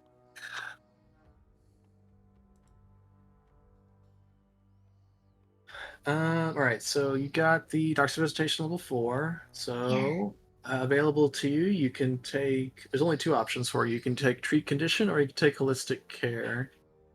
Actually, the prerequisite is treat condition. So I guess the only thing you can take right now is treat condition. Treat condition. Okay, cool. Yeah. And then after that, then you can take holistic care, which lets you tackle some of the more debilitating conditions you can be affected by.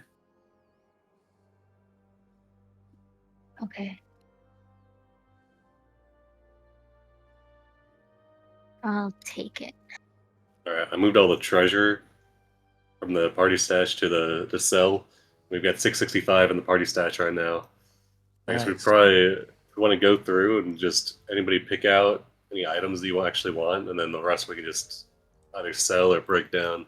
Yeah, you can also take the runes off of things too. Like these +1 weapons, unless we probably just take all these +1s out, put them on the people's guns, and it added the gold, right? Yeah, it did. We went from like 400 to 600 now.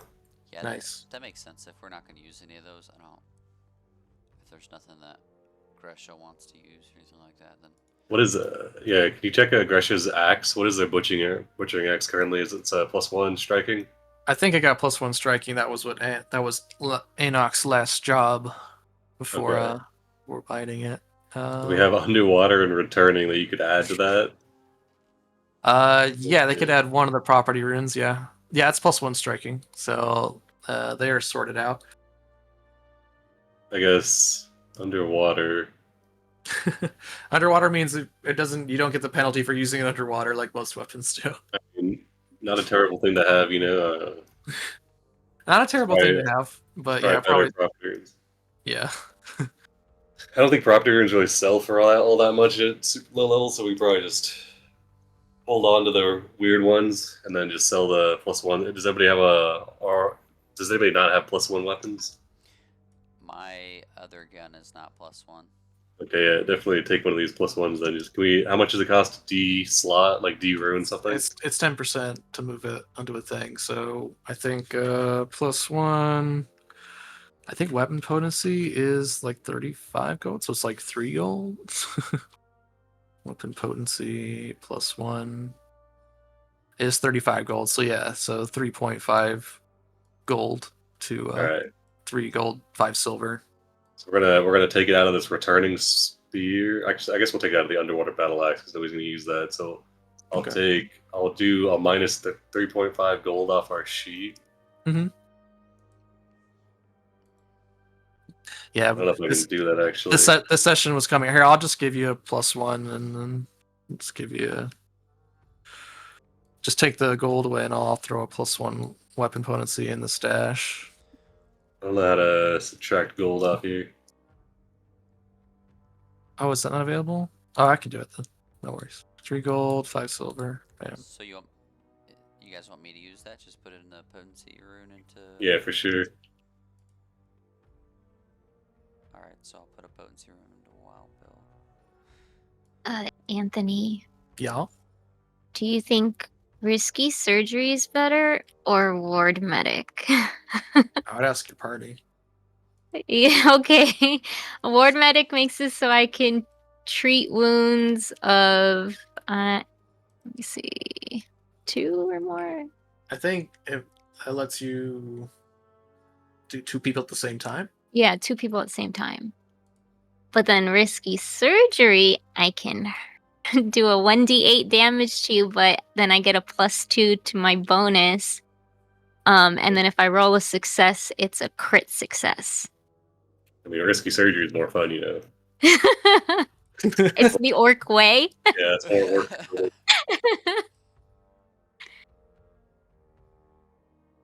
Oh gosh. All right, let's do risky surgery. What's Hell yeah. what's the feat that you guys have where it's you guys can get battle medicine every hour? There's 2. There's a skill feat called Godless Healing, which will let you do that, and there's a general feat called Robust Health. Robust health. Okay.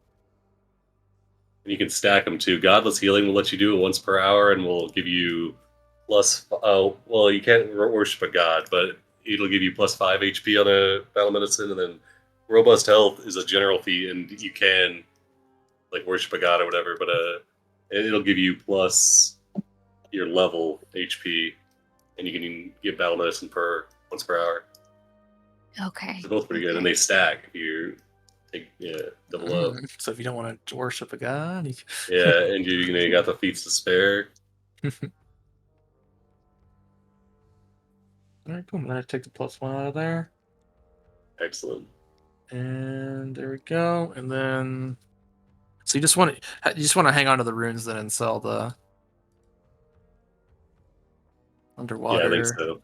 Okay, that sounds good. So Save all the runes and property runes, and then just sell the miscellaneous weapons.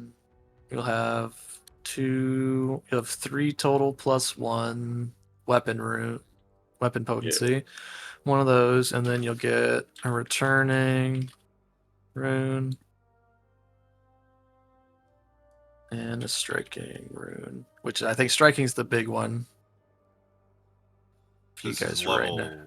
level 6. 6, right? Yeah. Mhm. All right. I already have it written up. Are we using the path launcher or just manually doing it? I forgot. I do it manually at this point because if you Okay. import Path Puncher, it's going to replace everything on your sheet. Yeah. And you got that +1 Orc Skewer Maul. That was a Khazard's weapon. Just break it down. Take the striking out. Okay, you got an Orc Skewer Maul.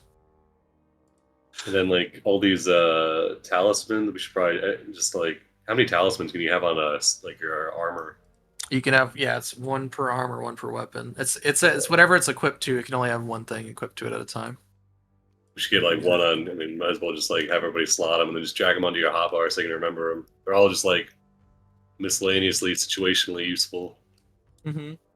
Yeah, and there's a tattoos and talisman shop. It was that Dura from the Torrent Moot. She invited you to come to her shop later. Hello, Lex. Welcome. We get a Lex. We're leveling up and shopping. You guys have made it back to Urgir. You've sworn fealty to Ardax to help Belkzen deal with its current troubles. Oh shit. Nice. I'll have to catch up afterwards. Yeah, no worries. But you made it back to Urgir, and now you're leveling up to level 6. We're selling all our stuff. We're doing inventory management. Fun. It was coming. It Came was back to the exciting part. You came back. You're doing 12 sessions of getting all this loot. What were you saying, Canis? Oh no, I forgot to tick on archetype feats. I was having trouble finding combat grab. Combat grab. Uh-huh. What's quick alchemy? It says you're adept at crafting ammunition. You gain the quick alchemy benefits and 4 versatile vials, but can only use quick vial to create bombs or alchemy ammunition. That sounds like an alchemist feat. So you may Oh, not quick alchemy is like an action. Well, it's part of the crafter ammunitions tree line of stuff. But essentially, you'd be able to use, I think it's like an action, the quick alchemy something real quick. I'm trying to remember off the top of my head. But yeah, like it says, it's only for like ammunition or for bombs. So like say you needed, I don't know, cold ammunition or something, you would be able to do like a quick alchemy action to whip that up real quick so you can use it. Oh, yeah, I didn't know you had quick alchemy. I'm not too familiar with alchemists. Yeah. Is that a feat you're looking at, or is one you already have? No, I have the ability to take munitions machinist. Oh, okay. So I was trying to decide if I wanted to do munitions machinist. Okay, so versatile vials are essentially, they're like, think of them like wild cards. They're just there to make stuff with. So per day you get 4 of them. Yeah. But it's the stipulation here is that you can only use the quick vials to make bombs or special ammunition because you're a gunslinger. Yeah, so I was trying to decide if I wanted to do that or Pistolero's challenge. I'm thinking Pistolero's challenge. With a stern call, a carefully chosen barb, or some other challenging decoration, you can demand a foe's attention in a duel. Choose an opponent within 30 feet who can perceive and hear you.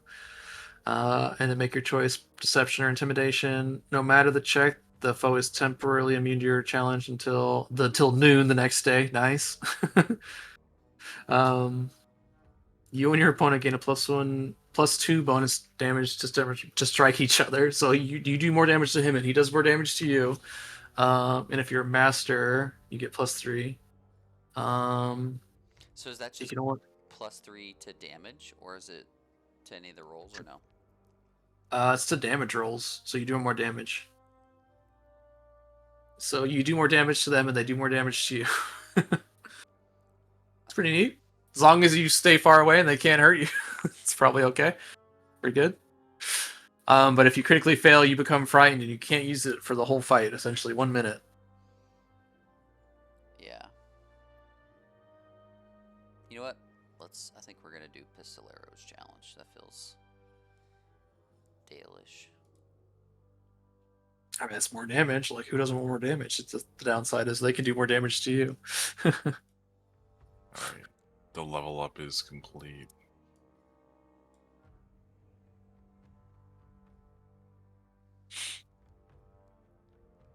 Oh, and in the party sheet, they stripped all the weapons of their runes. Let me tally that up again real quick. So it was. Yeah, I put the 1 potency room on Wild Bill. You put one on there? Okay, so I'll take one of these down then. Alright, and they took a striking rune off Khazard's hammer. So that's 6. Alright, so that's 5 gold.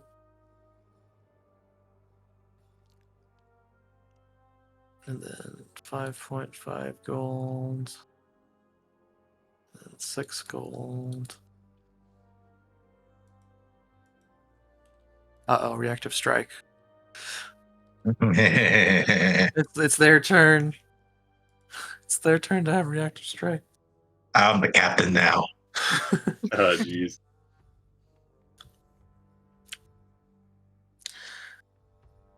Okay, returning, and then... Alright, that should be good. Alright, so... you got that Grim Rain, the Clawed Bracers. You still have this +1 leather armor you got off Inkazard's armory. Ooh. The armor potency in there. How much is the armor potency? That's going to cost a little bit of money to take out. It's 160, so 10%, 16. 16 gold. Yeah, let's get that out of there. Okay. 16 gold. Wait, what kind of armor is it? Leather. Leather. So it's not the best leather, I don't think. I think you can get better leather. I mean, Currently running armor's, quilted. armor's kind of mostly the same, so.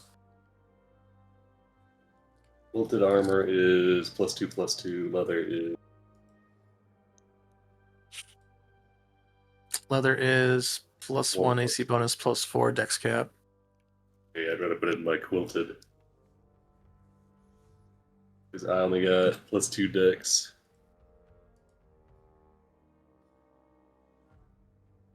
And it'll transfer to your metal armor that you make too, Yeah, exactly. which is neat.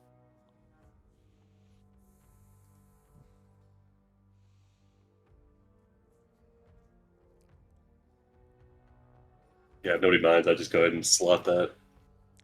Nope. Heck yeah. What's happened?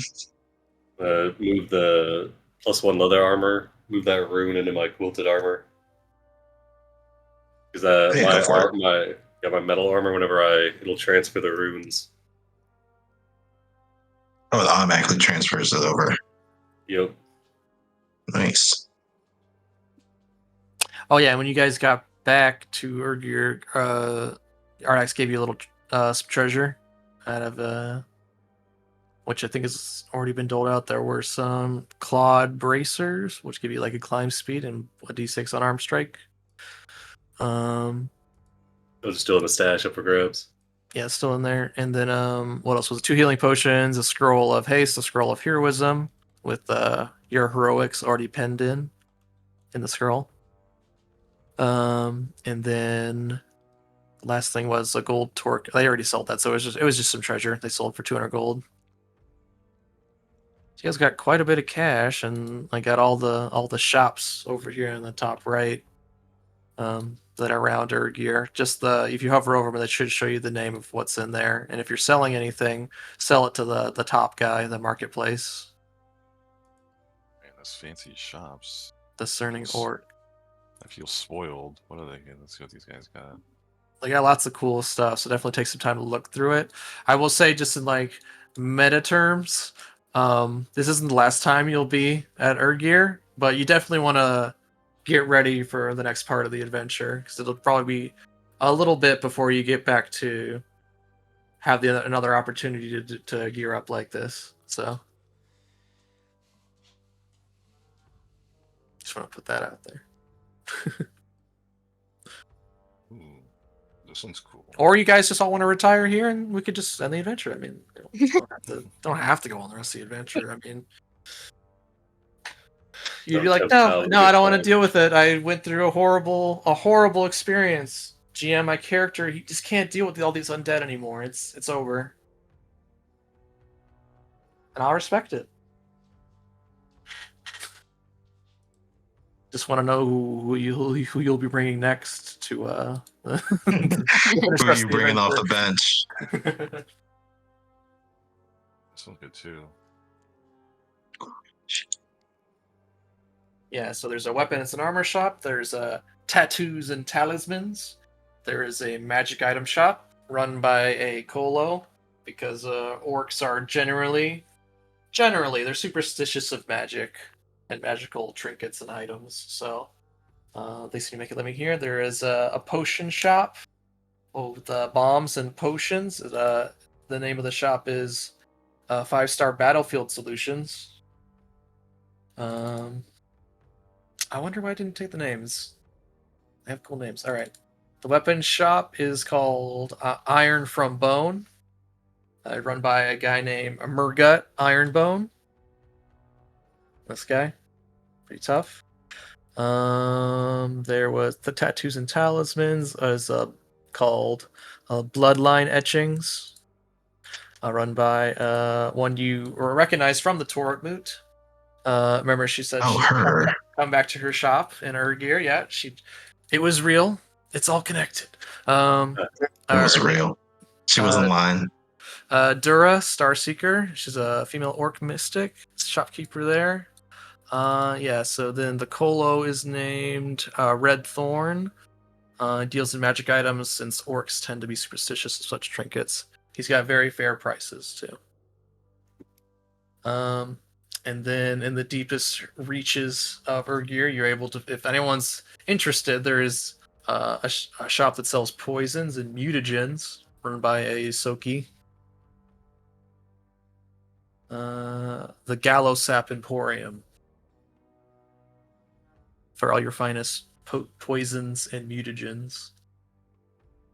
And then there is a friendly old elf alchemist who runs the 5-Star Battlefield Solutions, who sells potions and bombs.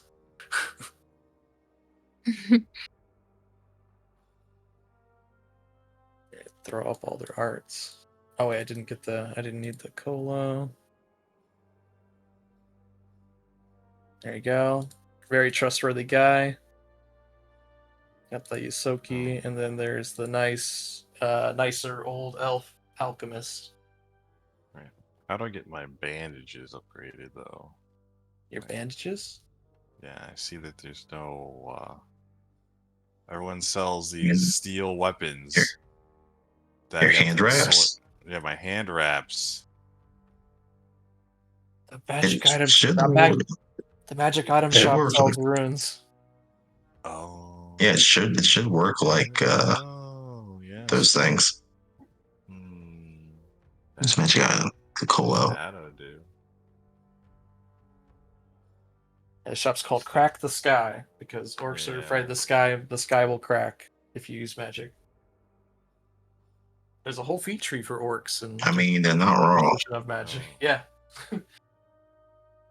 So this all right, I on potency, I'm a little so I have to get a potency rune to put a thing in it. Like I have to buy these slots. Okay, all right. Yeah, the potency will give you potency first.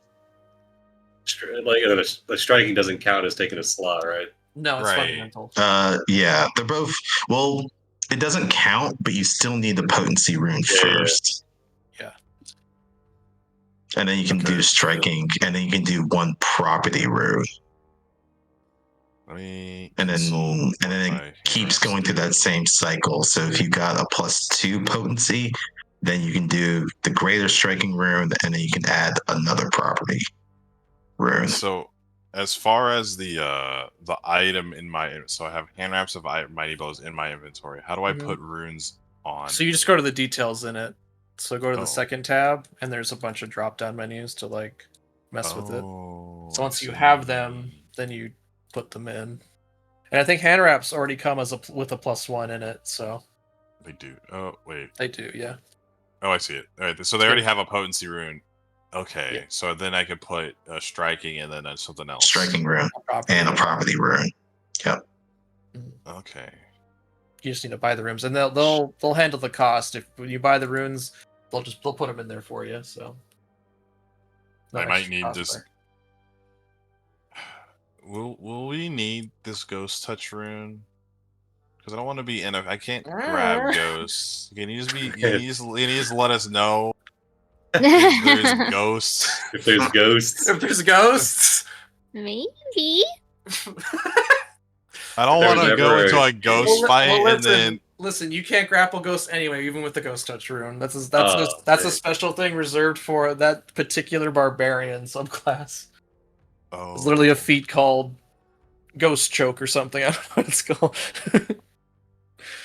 Well, let's see. Maybe I'm wrong. I mean, I haven't really messed up with runes. Let's see. Ghost Touch.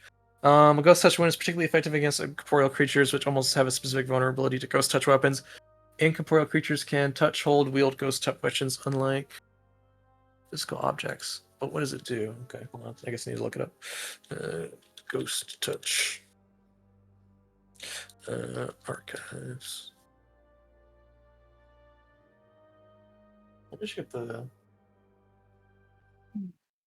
If we're gonna do it, might as well do it right.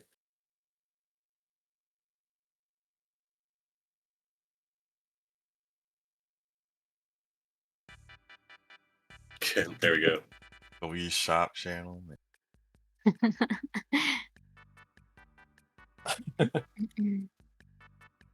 Okay, Ghost Touch.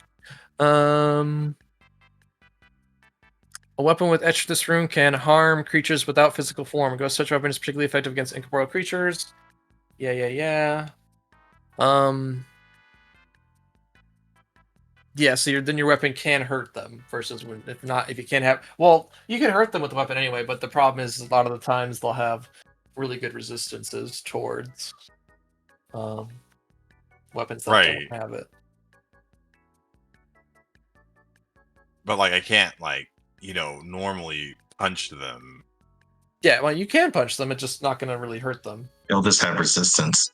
Yeah, which in Likely. some case, if you're not rolling high enough damage, then you're never going to hurt them. But I specifically don't think you can grapple ghosts even with the rune. I'm pretty sure that's that barbarian only. Let me double check. How much do we have to spend right now total? Well, I see. Let's see. You have a total of 627 gold in your stash, minus whatever else is on your thing. And if if there's stuff in your inventory you don't think you'll use, you might as well just sell it. Yeah. In a Someone lot had of this cases, question on. it'll be half price. Oh, someone had this exact same question on Reddit 2 years ago. So I'll Sure. comment. Rules is written, no. Hand wraps modify your unarmed strikes have the ability to interact with ghosts, which strikes are not the same thing as with grapples. If your unarmed attack had the grapple trait, then a ghost such rune allowed you to grapple that creature. Okay. So if the strike has the grapple trait, you could do it, but you can't grapple. So if you have Sal make you that thing again, because that didn't You need have like the grapple trait. Yeah, you need a weapon that's got the grapple trait. Yeah, because the you just wear the hand wraps; they're not actually physically touching the creature, so I guess that makes sense. So I was sure that because I remember looking, how do you grapple ghosts? Because I'm tired of ghosts not being grappled. I'm tired of these motherfucking ghosts not being grabbed. Right? It's really These ghosts have been gone without being suplexed for too long. Yeah. These ghosts. The spirit instinct.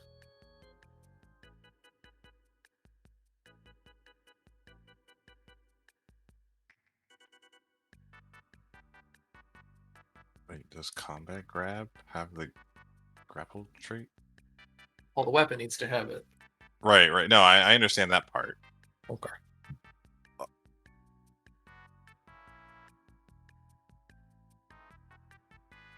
Ghost Strangler. That's what it's called. Ghost Wrangler. It's a lever 4 feet. Spirits around you coalesce around your fists, upon your fists, enabling you to seize and harm other ghosts and spirits at the beginning of your next. Oh, you have to activate this too. It's a one action. Until the beginning of your next turn, your fists gain the Ghost Touch property room, and you can make strength-based skills checks against incorporeal creatures. Okay. So this was my main question, was because since it says that, well, this person says that if an attack had the grapple trait, then it would allow you to grab. Combat grab says if I make a strike and it hits, they become grabbed. But it doesn't have the grapple trait. It doesn't add the grapple trait to your weapons, yeah? No. Combat grab. Like,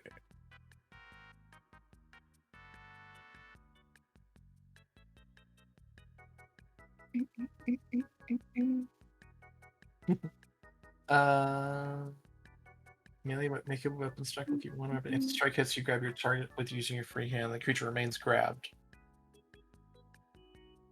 I'm gonna say no. That's like a special Okay. thing. That's uncommon. Okay. Maybe if you find a special teacher out in the world, they'll Teach you you how how to to grab teach you how ghosts. to suplex ghosts. Well, this is all predicated on are there ghosts? Because I don't want to stress about this if there's not ghosts. This is I a don't wanna- campaign with a lot of undead. There'll probably be ghosts. I can't tell you that. We probably would have ran Gotta into roll the ghosts dice. by now. I wouldn't worry about I it. mean, What are the chances? we're slowly What going are down the the list of chances? undead. We've gotten skeletons, we've gotten zombies. It'll be I a think nice little ghosts is probably surprise. going to be on the We'll list. walk into a room and you'll be like, "Son of a bitch! It's full of ghosts." It's You're my like- time you're like- to shine. You're like, fuck you, Red. Fuck you, as you get killed by ghosts. A ghost. I can't grab them. They're giving me swirlies. Taking you to the back room and bullying you. Dang. I don't. You guys. So I definitely showed Orc Ghost art before. So I mean, also that fucking haunt that's over the fucking skies. yeah, that I qualifies as definitely remember. ghost. Definitely remember showing this before. Yeah, you've definitely seen this guy. He was at that village that got absolutely Yeah, they get ran over. destroyed by the storm chasers. Tell me that guy's a ghost. I thought he was just really pale. He says, Look at his aura. He's though, working damn. out really hard and it's cold Yeah, outside. look at the perspiration on this man. Holy shit. And then you guys ran into this thing. Yep. That's just a ghost storm, you know, a little orc storm. Tell me what you want to try and grab that, dude. Probably get zapped. I'll be right back and grab some water. I mean, if he was able to pick it up and suplex it, that'd be baller as hell, though. Stop being angry. Wow.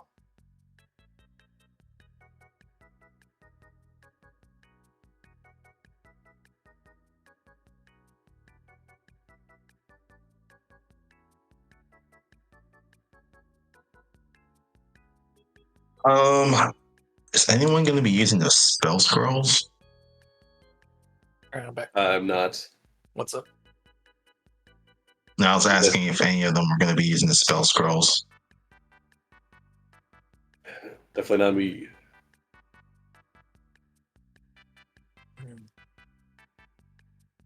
No haste is on my spell list. I don't think heroism is. I think heroism is probably divine, so I think Roxanne could cast it. Let me double check. Yep, it's divine, so you can cast heroism.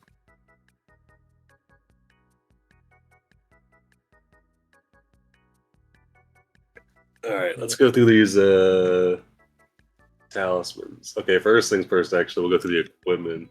Does everybody have +1 runes now? +1 striking? I do not have a +1 striking. I have a potency rune. Yeah, +1. Yeah. Does everybody have +1?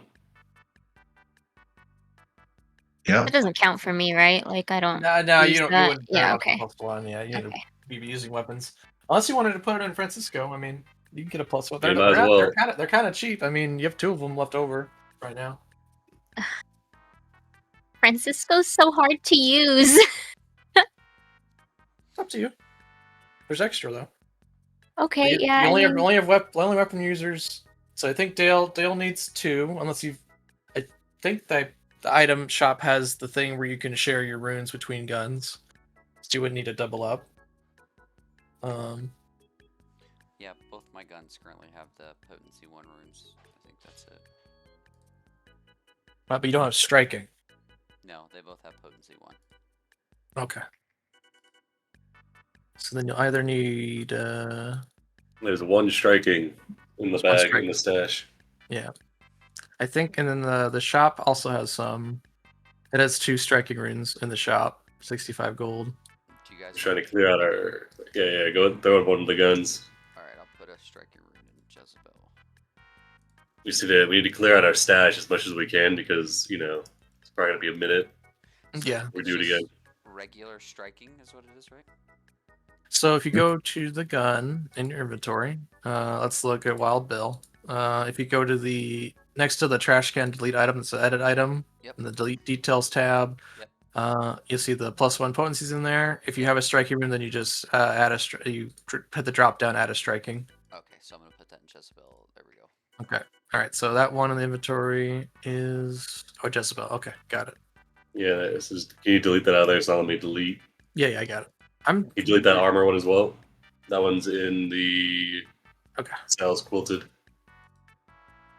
Okay, you already threw the details. Okay, cool. Yep. Sick. All right, we have a single potency rune remaining. Nobody has a +1. Then yeah, go ahead and throw it in Roxanne's gun. Better to use it than lose it. Because if we sell it, we only get like 15 Yeah, you get half. gold. half. So Yeah, it's half like the- better off just putting it in the gun. All right. So we have miscellaneous weapons. Then we like want any of these as battle axe, dagger, spear, orc skewer maul. I think everybody's already like kind of set on their weapons. Yeah, yeah. All right, we just go ahead and sell these. Any opposed? Mm-mm. All right. This is how you became the haggle hound. This is using True. sales. Yeah, we're selling all this crap. We go to the market and we see Sal has her glasses on already. Yeah, He's got his books out. Yeah. He's got the ledgers. All right, we've got a wand of lightning. So our two spellcasters are Roxanne and Gresha. So this wand, let's see. You activate it, you cast a spell. The activation would normally take 2 Pac-Mans, but instead... Oh, I three. see. Okay, yeah. So it can either So make it adds an extra action. Yeah, it either does 1 the to 2 casting or 2 to activation. 3. Yeah. And then you can do it once per And day. then when You cast spell, when increase you its do area, that, add 5 it feet to increases the radius. the radius and stuff. Yeah, I mean, not bad. The problem with this thing is the extra action. You need to take an extra action to get it out, and then you got to use an action to add it. So it's kind of resource heavy, but I mean, it's not bad. Like, Well, it's the same action economy as if It's- you had widen spell, because it costs 1 action. But yeah, also take an action to take it out if you don't already Yeah, have it in your hand. you got to get it out. No. Yeah, it'd be less for me because Gresha is almost always going to have a two-handed weapon in their thing, so that's going to be a lot of stuff of me switching between one-handed and two-handed grip and all that stuff. You can free action, just drop, and then or pull it out. Yeah, I mean, if somebody can actually use this, 100%.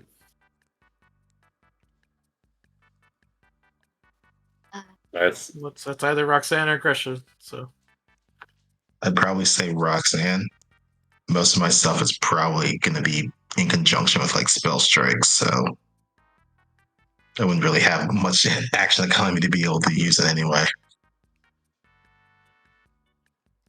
But if it takes 3 actions on 1 turn, and then like the next turn, I would cast the spell. no. So if you you need to have it in your hand. I would cast like the spell that I want to use. Or... So, Yeah, like I for agree. example, if you were doing what's the 2-action heal? Is that just like a 30-foot range? Oh wait, no, that's not a thing.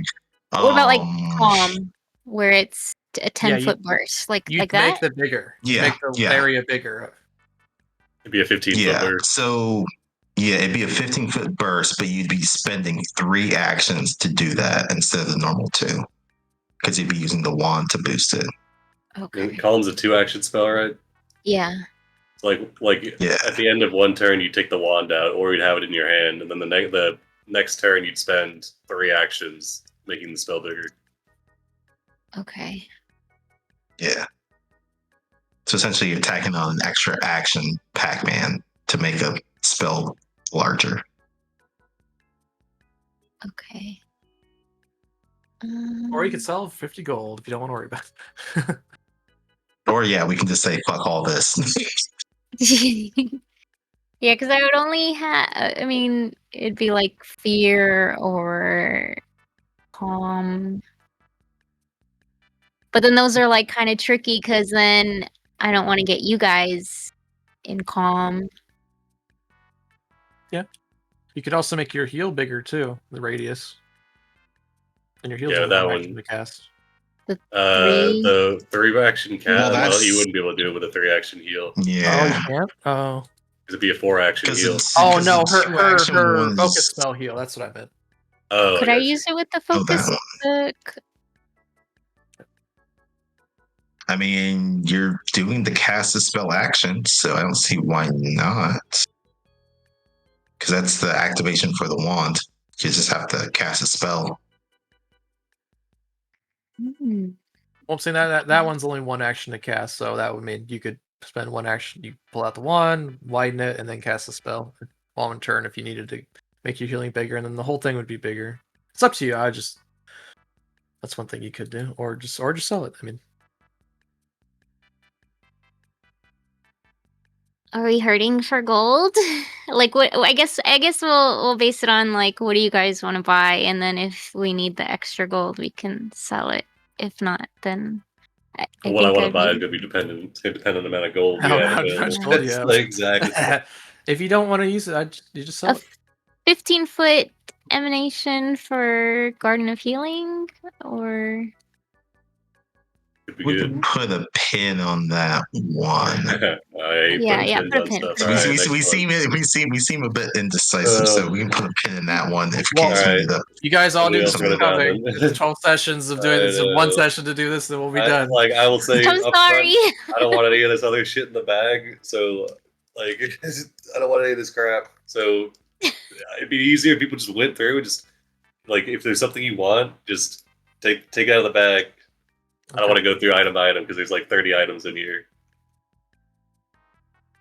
Okay. Is anyone thinking about that Grim Ring? Going again a drain. From an undead creature. And spoiler alert, there's undead in this campaign. There Yeah. may or may not be ghosts. They're definitely undead. I can tell you without. I mean, that's a good ring for anyone.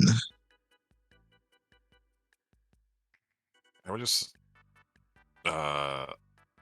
you take it and then I'll take these bracers. Wouldn't the There we copper go. penny be good for you, Crush? The what? The copper penny? Don't laugh. The copper penny. Right, you're unarmored, right? Yeah, If you go yeah, prone, you're you an arm- Diabolical. right. It's good, Damn. right? Damn. I mean, it is. It is. You ever been unconscious on your feet, bro? The Roxanne shade, dude. No. Alright. Comes up, alright. hands you this copper coin, says you're gonna need this bud. All right, I'll take the claw bracers. Doesn't say anything else. It's just like a penny for your thoughts. Keep it. It'll keep you lucky. Hold on to it. I'll take the penny. Crash has been right. You got the bracers. Yeah, I'll take Take his lumps. I think Crash definitely wants the brace. He's been trying to climb stuff for 10 sessions. Forever. Alright. Grimmerring. I'll take the brain. Protect undead. Detect undead. Excellent.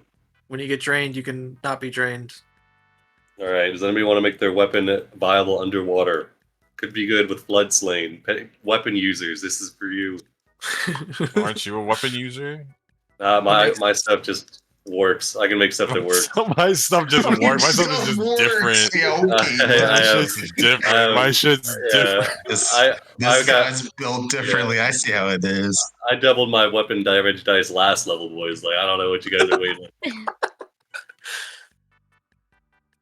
It's so Fine, weird. I'll- The Kineticist needs so few magic items to function. I don't need any of that stuff. Alright, underwater gun, underwater axe, underwater fists. Put it on their thing. Nah, I'm All good. right, That let's could give be good let's. for Crash.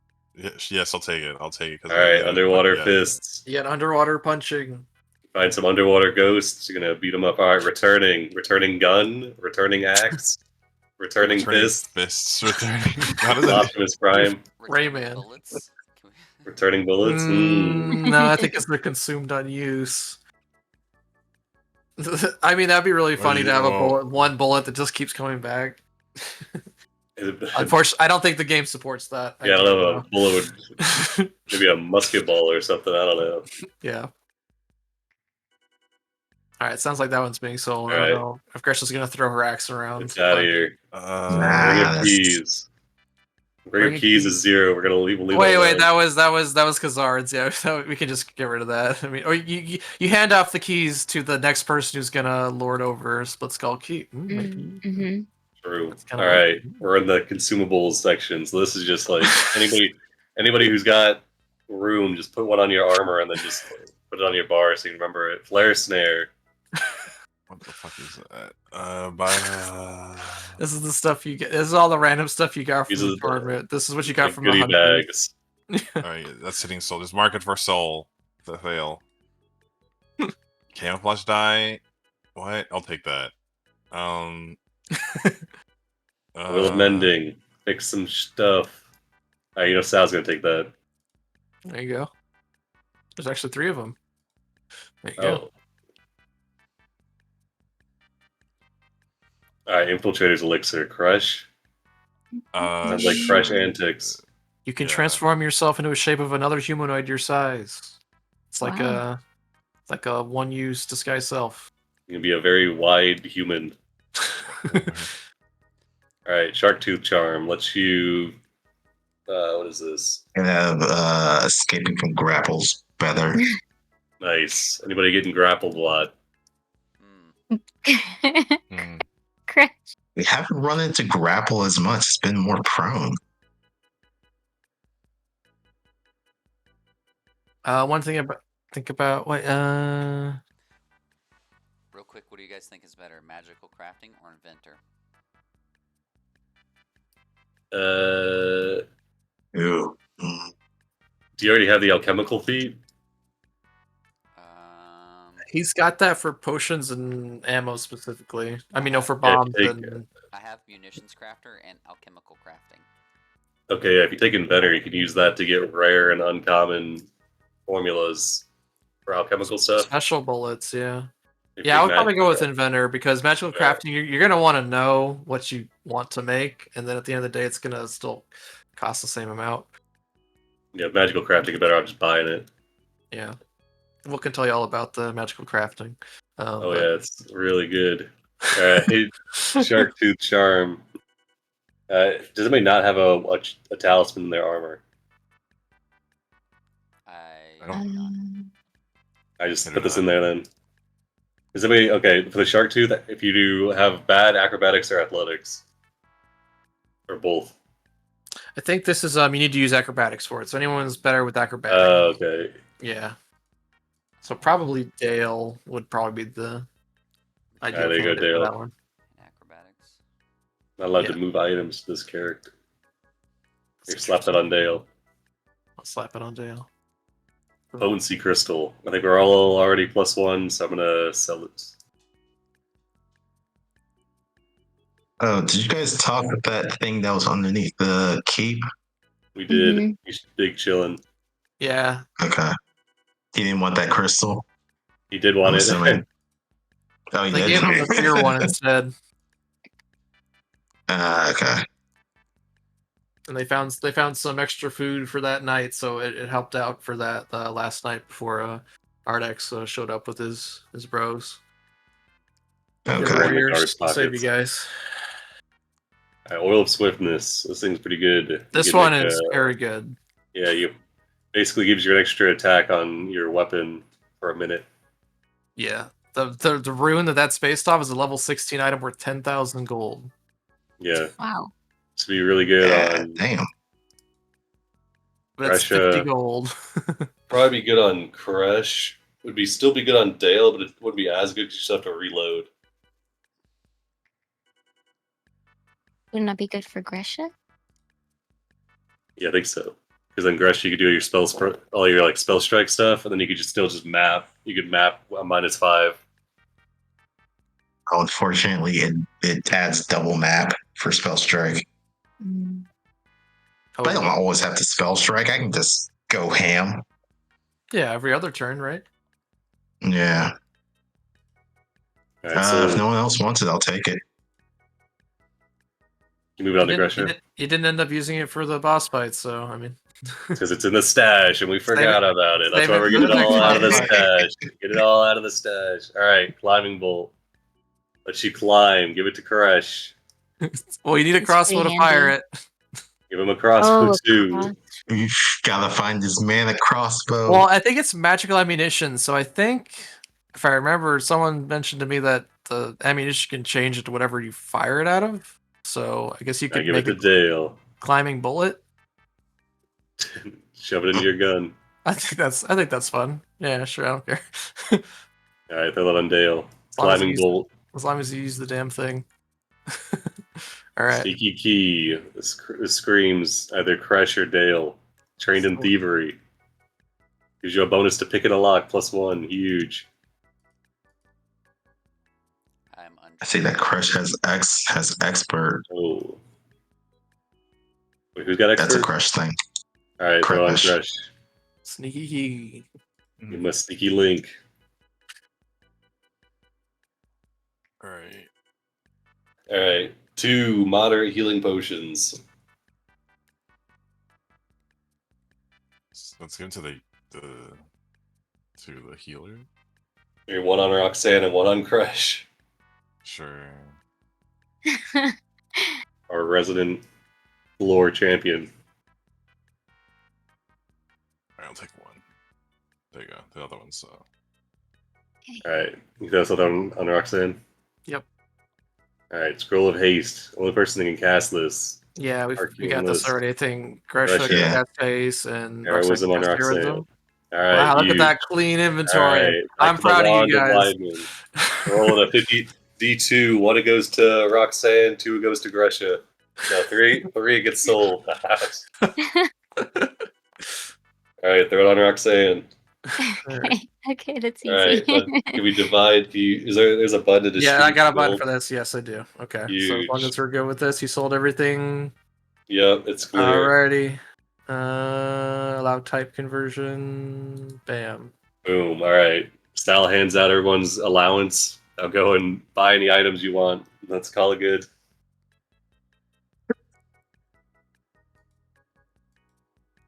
$50 for you, or $25 for me. The accounting fee, tax cost. We gotta pay our taxes. I think I'm gonna have Why to are there so many fees? look at mine again, my archetype feats, because I took Slinger's Readiness, but I don't think I can use it. I'm not sure. Let's check it out.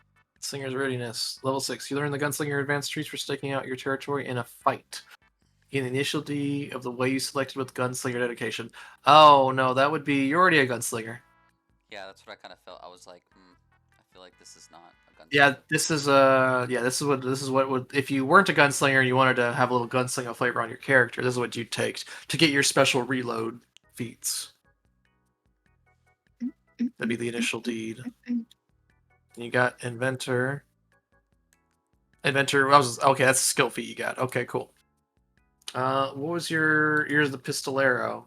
That's your main thing. What is your archetype? Let's check it out. Oh, you're the Phenom. So Phenom dedication. Yeah, so anyone could be a pistol Phenom. That's why they throw it in there, because that you can't get the special reloads otherwise. So things you could take at level 6, you can take Dazzling Bullet. Looks like that's all you can take unless you want a Gunpowder Gauntlet. So you could take this one or Dazzling Bullet at level 6. Do I lose my combat maneuvers in animal form? Do you lose? No, they're No, just I'm like looking at basic the- actions, right? Yeah, I'm looking at Unless this your form is tattoo. incapable. No, I'm looking at this tattoo that gives you an animal form. I was like, that's cool. Oh, that's cool. I might need this ghost touch form for the groom. Where's a lifting belt? With us here in Urgir, is there any downtime? Oof. Yeah, there would be very little because they're it's essentially you guys showed back up in our game. It was like a 3-day journey, so I mean, wasn't gonna be much time to do that. And Ardax is setting up a war council immediately for you guys to you guys are invited to that for them to decide what they're going to do about all this situation. So I guess right now there wouldn't exactly be like a week's worth of downtime, but if there's something specific you want to talk to me about, I mean, this is the biggest city. You can likely get most stuff done here. I'm going to turn this off now. We've had enough of that. Hmm. Bringing the serious. So I was looking at the tattoos, and I already have the triangular teeth, but I don't have like one actually made. So I was wondering if I would have like a couple of days to make that. Yeah. Like I it's mean, in my crafter's book, but I don't have like an actual item created for it. So like, okay, yeah. I mean, downtime to make it. yeah, you'd have a certain number of days. I mean, you're gonna go to the war council, and then you're gonna find out what the next part of the adventure is, and then essentially, you can take, as much time as you feel like you need before you head out again, to top level it for you a little bit. So I mean, but I think you have magical crafting for tattoos, right? That's what the feat gives you. Yeah, You can make special tattoos. You just need time. I mean, it's the same. It'd be the same as buying it if you wanted. Because she could sell you any of the recipes for these too. Yeah, that was another thing I was looking at. So I don't know if there's any tattoos that people are particular on. I could craft those at a later time if that's needed. Or if you just want to buy it, you can. I was looking at the bewitching bloom one, the red rose. Would that work like if I say pick Dale to be my beloved, it would give him the +1 status bonus plus the HP? Yeah. Or hit points, 10 hit points? Yeah, it's like the mom tattoo, and yeah. They just have to be near you, and then they get that bonus. Okay, yeah. Or it's whoever. So like, if you both got this for each other, right? That's how it would work. So then you both get the bonus. You get matching tattoos. Says choose a willing ally 30 feet. Ally fills with feelings of Actually, love. you can pick. The ally fills with feelings of love. Oh, okay. So then you choose that they ally at choose first, it? and while they're within 10 feet of you, they'll get a bonus to their saving throws and stuff. Yeah. Man, this tooth and claw tattoo is expensive.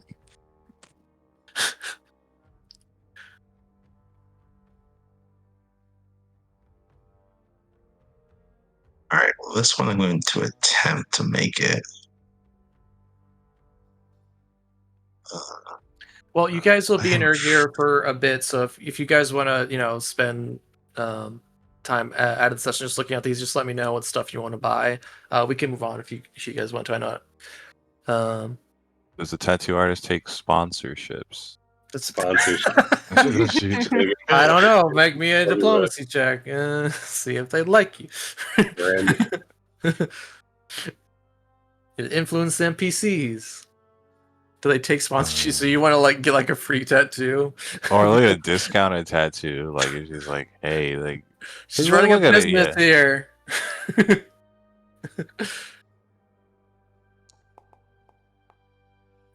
Oh hell, that's pretty good. Wait, you have diplomacy, so why you?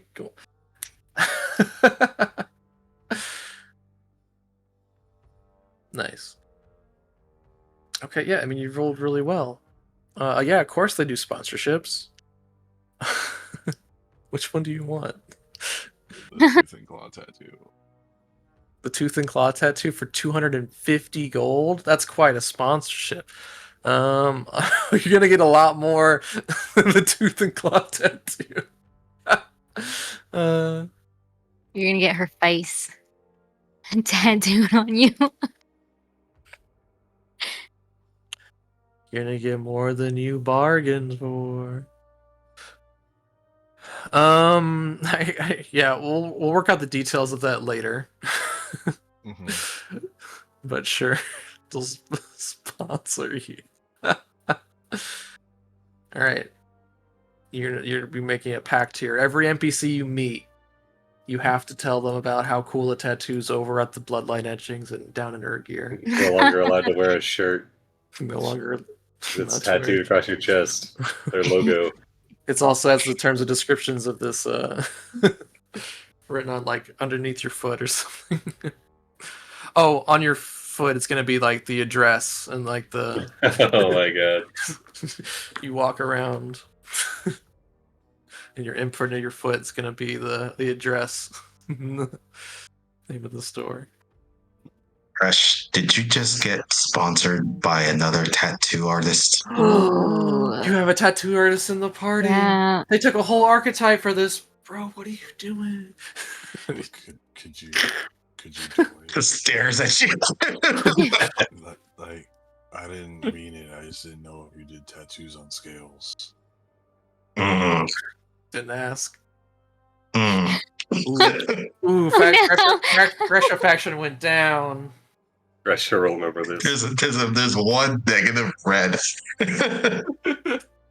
That's okay. I mean, you probably realized that they were going the full tattoo archetype. So, I mean, Can you make this tattoo? yeah, they can make Oh. any magic tattoo Oh, as long as they know how to. Once they know the formula. You know, Like, so they could, in theory, because this, let's see. So this is what level is this? This is which one was it? Tooth and Claw yeah. is level 6. So she could get the formula for her for 13 gold, and then later on,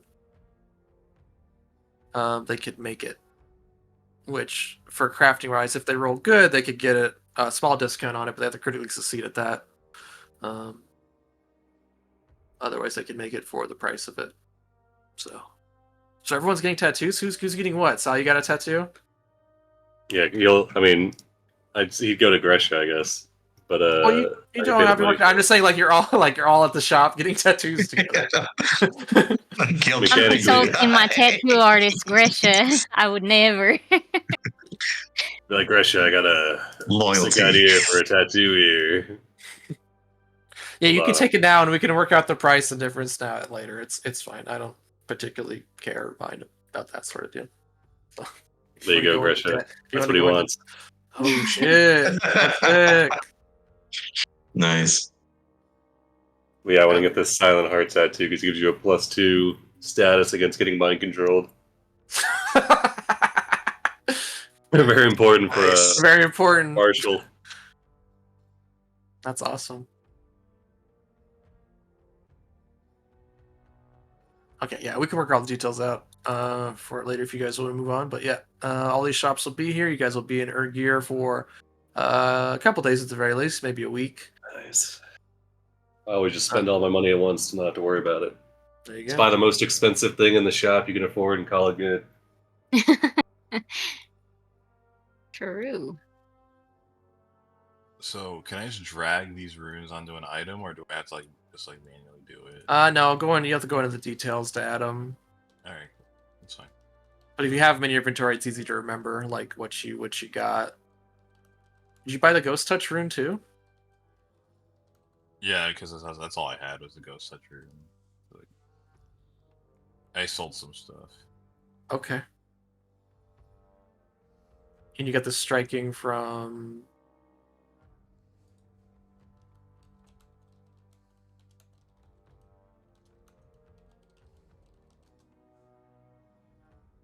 Oh, I see. Okay.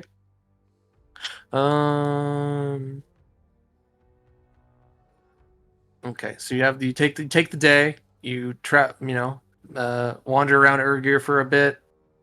Maybe go to a tavern or two, get some drinks, do a little shopping, rest after the grand ordeal you went through to get to this point. All the people you saved, and and then on the morrow you are called upon to this war council. Let's see, it's going to happen Oh, did Gresha didn't get to decide Wait, if they here we want to go. take on the. Yeah, the thing's already outing you. Look at this. Crash reaches for his coin, but the coin comes up short. I think you're buying a little too much there, sir.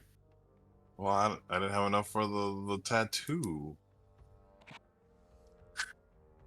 So you know what? I think I'm gonna go back on what I might just purchased. Can I do this? While we're here, should we take up that the one lady on the item, right? That she said she would give us one item. Oh yeah, yeah. You have the that gold coupon from the Golden Wheel Trading Company. You merely need to write the Good item call. on it and write the item name and then sign it, and then it'll disappear. I mean, she's still around. You can go talk to her. I mean, or you just write whatever you want on the coupon. Yeah, it was a good reminder. Wasn't there those healer gloves that we wanted to pick up at some point, or do we want to? Is it? Is there a level limit to this thing? Yeah. No. No, But level- I will warn Well, like you. an item will- level limit. Well, this campaign only goes to 11, so keep that in mind. But the higher you go, is the longer it's going to take for you to get this item. Yeah. That's the that's the one meta DM stipulation I will tell you here. Is if you go for the top shelf, it may take a while for this item to show up. Oh, and it's an item 4 or an item 9. Jeez. Yeah, actually, speaking of which, some of your companions are heading out. Let's see. Yeah, some of your NPC companions are parting ways. Let's see. Before you set off on your next mission, a few familiar faces seek you out for quiet farewells. Kestrel stands tall in her armor with the helm tucked under one arm. She grips each of your forearms in turn and explains that she's riding off for Vigil's Hope back in Absalom. She's going to let the knights know, let the knights of Lastwall know what's been stirring in Belkzen and these undead atrocities, and she's going to hopefully bring back some aid for Belkzen in its time of need.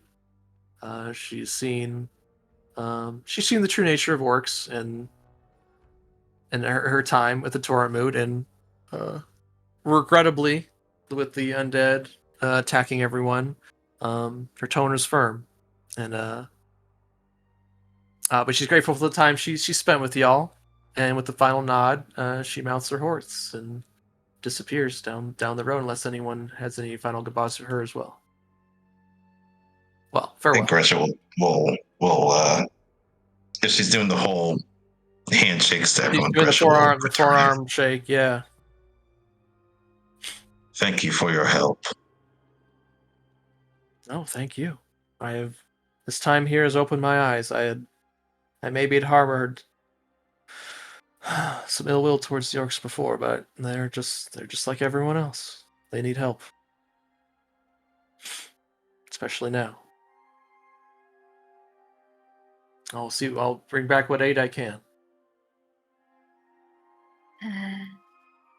When she goes to Roxanne, I would tell her, once all of this craziness is over, I would love to have you over at my family's farm. My daddy, he makes a really good apple pie. It's a little bit more quiet, but I think maybe we're due for something like that. If you would love to, of course. Absolutely. Thank you, Roxanne. Okay. It has been an age since I've had an apple pie. Well, perhaps when times are better. Yes, of course, when times are better, and I would try to give her a hug. Well, sure, she'll go for a hug. She's in that full armor, so it's a little awkward. Yeah, that's the human side. all the way in Alkenstar. That's quite a travel. We'll have to make an arrangement. Yeah, we can make it work. I'm sure. Very well. Sal, like, he runs his hand back, like you run your hand through your hair, just across his Uh-huh. skull. Says, "Oh well, safe travels back then. If you're ever in the area, go ahead and look us up." He spits into his palm and holds it out. Oh yeah, she'll shake your hand. She got the gauntlet on. No, she takes the gauntlet off. There we go. Oh dang! Damn. Get that respect going. He gives Yeah, a gives a grin. she'd love to see how Kara's gonna grow up under your tutelage. Saying, if you're ever looking for work, there's an opening. Leader of the Steel Leaders. Are you any good at crafting? You No, ever made anything? no, I can't say I have. Oh, perfect. No experience is better than bad experience. All right, farewell, everyone. Wait, And then back. she rides off with the few knights that came with her as well. All right, following her, probably not at the same time, but sooner rather than later. It's probably just better to get all these out of the way now. I bought that last striking rune and I put it on Wild Bill. Wild Bill. All right, they're locked and Good. loaded. So I had a question about something real quick. There was a tattoo. I love that everyone's getting tattoos. The Unbreakable Heart one. Uh-huh. Unbreakable Heart. Figure out how this works. So I have to do this heart bond ritual or something. Oh, okay. So I got him confused. This is the one that's like, hey, I love my mom. The other one's actually like romantic partners. Oh, let's see. All right. So the heart bond ritual. Oh, okay. And a heartbond can only be received at the end of a successful heartbond ritual, serving as your token. The other participant can have a tattoo. Can't have a tattoo other than a tattoo. The other participant can have a token other than a tattoo if they wish. Oh, it's no one. They don't all have to get tattoos if they don't want. If only that were the case. If you have more than one heartbond tattoo, each unbreakable heart serves as a token for only one of them. Blah blah blah blah. You get +1 item bonus to diplomacy checks when you use the heart bond activity to learn your beloved's current state. You also grant them a small gift.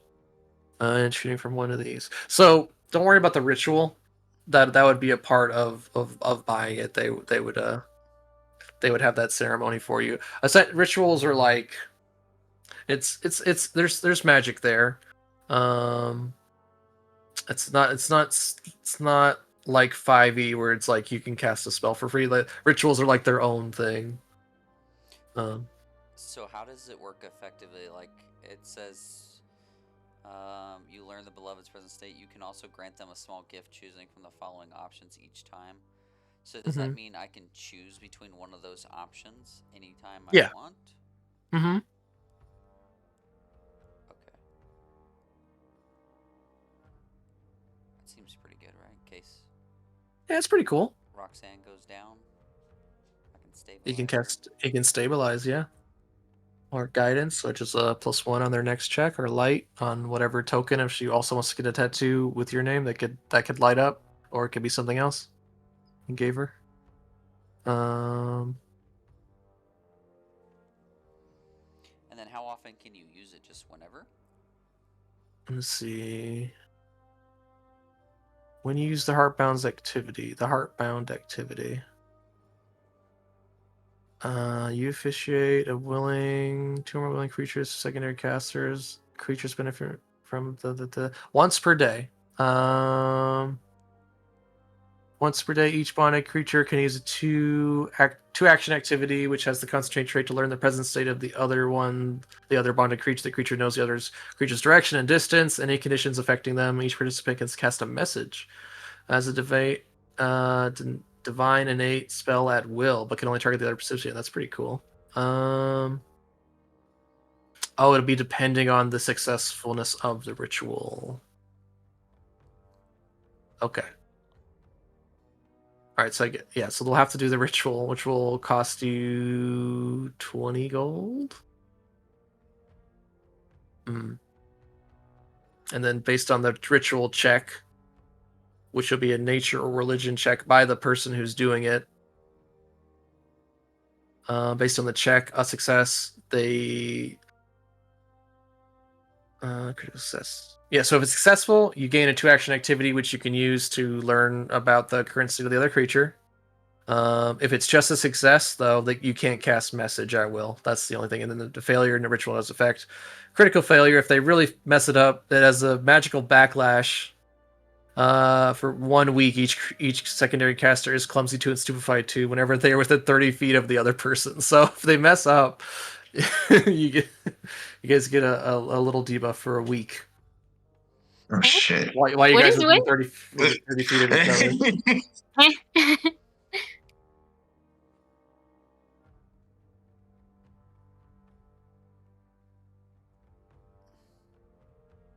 But if they do it well the first time, then I mean, if they do it well the first time, then if they do it really well, you guys can at will message each other, which is pretty neat.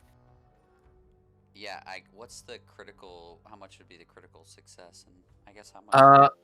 Okay, so let's see. So the nature would be of your level, but the ritual is only 2. So I'd say. Oh wait, hold on. I need to do this, and then level 2. So the DC would be 16 And for that's them to cast it, and they would be of your level. That would probably be an expert at it. So we're looking at a bonus. Hold on. Actually, I don't have an actual sheet for her. Let's see. Let's see if there's a table for this. Oh, actually, I think one of you would roll it because you'd be the secondary caster in this scenario. So, what is your bonus, Roxanne? Because it'd probably be the best one to officiate. You got a plus 14, and you're looking at a DC 16. So you need to roll, more than a 2 to have it fail. To have not fail. You know what I mean?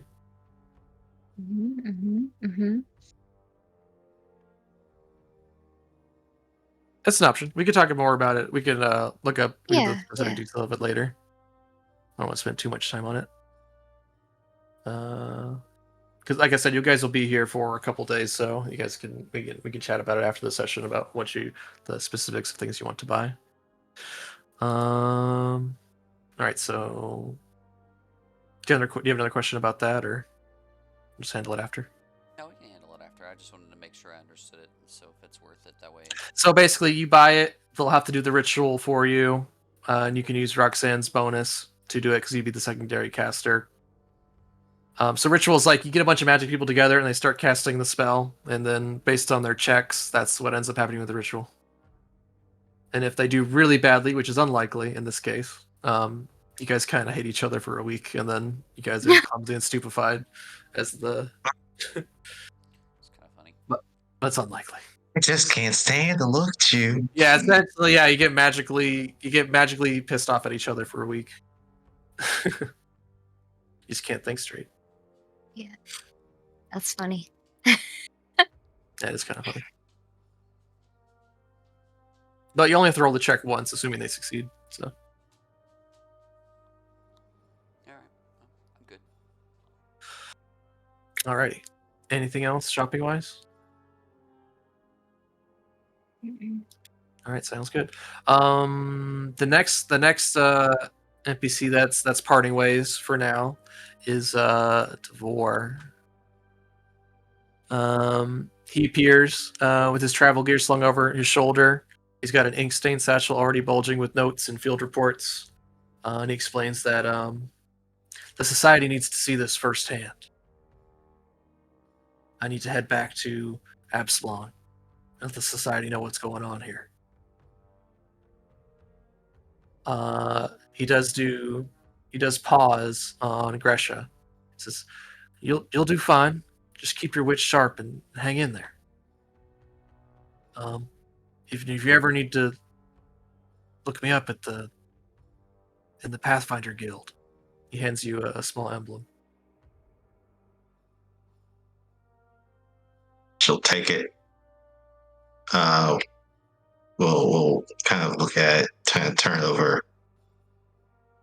And then we'll put it in there and put her belongings. I'll keep this. Thank you. Will you be all right finding your way back? I've already. I'm gonna go with Kestrel. We're both going heading to the same direction.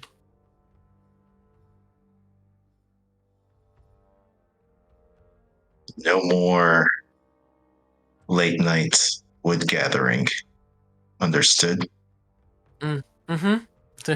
Like, yeah, he kind of runs his hands over the scars that he got from that. Yeah, no more wood gathering from me. I think I'm gonna mess with no little twig guys no more.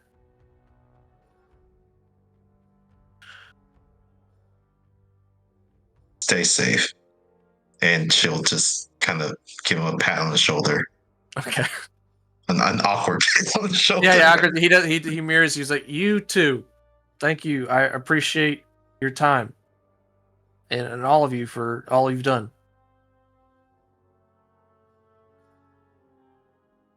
And I tremor signs Grisha and be like, was he the one that won that? I mean, I think you all saw that at the party, right? I think so. I'm just trying to confirm. Yeah. I think Gretchen would just look at you and just nod her head. Okay.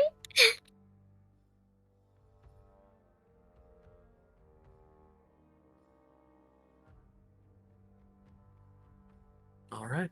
He gives That's an awkward silence. Yeah. He gives each of you a nod. I hope you all do well. I see fledgling heroes when I see them. I know it.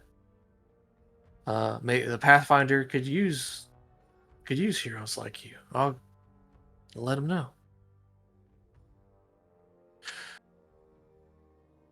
All right. And his departure is quiet, awkward, a little thoughtful, and he follows after Kestrel. Let's see. Who else is saying goodbye for now? What was his name? His name was Devore, and you now now realize he's a member of the Pathfinder Society. Okay. Justice League of Galarian. Mm-hmm. He's an agent, at least. All right. Next is let's see. Tianko. Tianko waits until the bus. He finds y'all and explains. I need to head back to the drowning sand. My tribe needs to hear the truth of what's happened here. We must be ready to aid Ardax. I thank you all for protecting me during the hunt and saving those villagers. It's quite inspiring to see. This is farewell for now. Thank you for healing us. I may not have been arrived in one piece if had I not. Those bears were quite ferocious.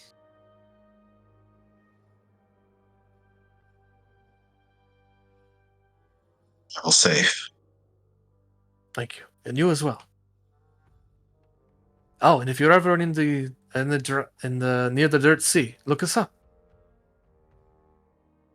There's no hold that knows it better than me, than our hold.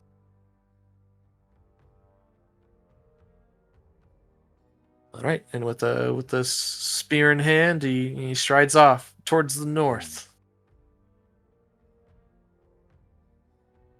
All right, and then last but not least, thank you for reminding me. Orion and Korai, the people, the guy that got gored during the fun hunt. You really got to see the Aurochs up close, and then his wife, who gave you the golden coupon. They just offer thanks again for saving his life. The dumb idiot. their plans are to, head out until Belkzen solves its troubles. Then they can return again with more mercantile wares and yeah, and then they just remind you, don't forget about the coupon. Even it's magical. She'll know when you use it. So, and she gives you all the reminders I did about depending on how difficult it is to find the item. It may take a long time. It may take a while to see, but I have my ways. You will get it. Belkzen is no place for merchants at the moment, it seems, but when it finds its footing again, the golden wheel will return.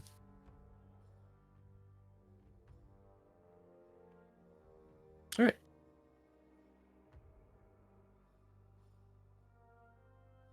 Safe. Thank you, and you as well.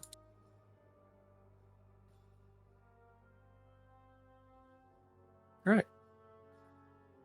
So those are the NPCs that are saying goodbye for now. You looked at Grothlin. Grothlin's still there with Carr. She comes to you, Sal, and eventually explains they'll probably stay in Urgir for a bit until things calm down.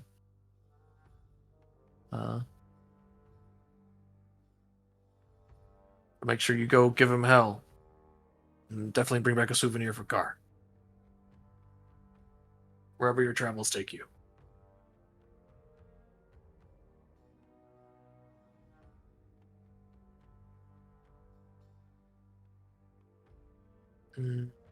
Okay, let's see. We also have Nakasha. Point. She comes and finds you, Crash. She tells you to be on your best behavior in the War Council. Don't go picking fights with people who are tougher than you. I mean, I wouldn't dream of it. This is good. Me and my party, we are heading out to go solve the problems of Belkzen. I wish you luck.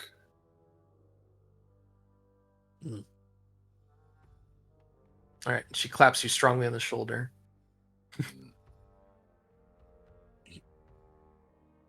Thanks. I'll see you again. No, you can count on it. I make you a bet now. I will solve more quests and problems than you. No, I just came here to meet orcs, and I didn't really come here to solve problems. I'm not a problem solver, but I'll try.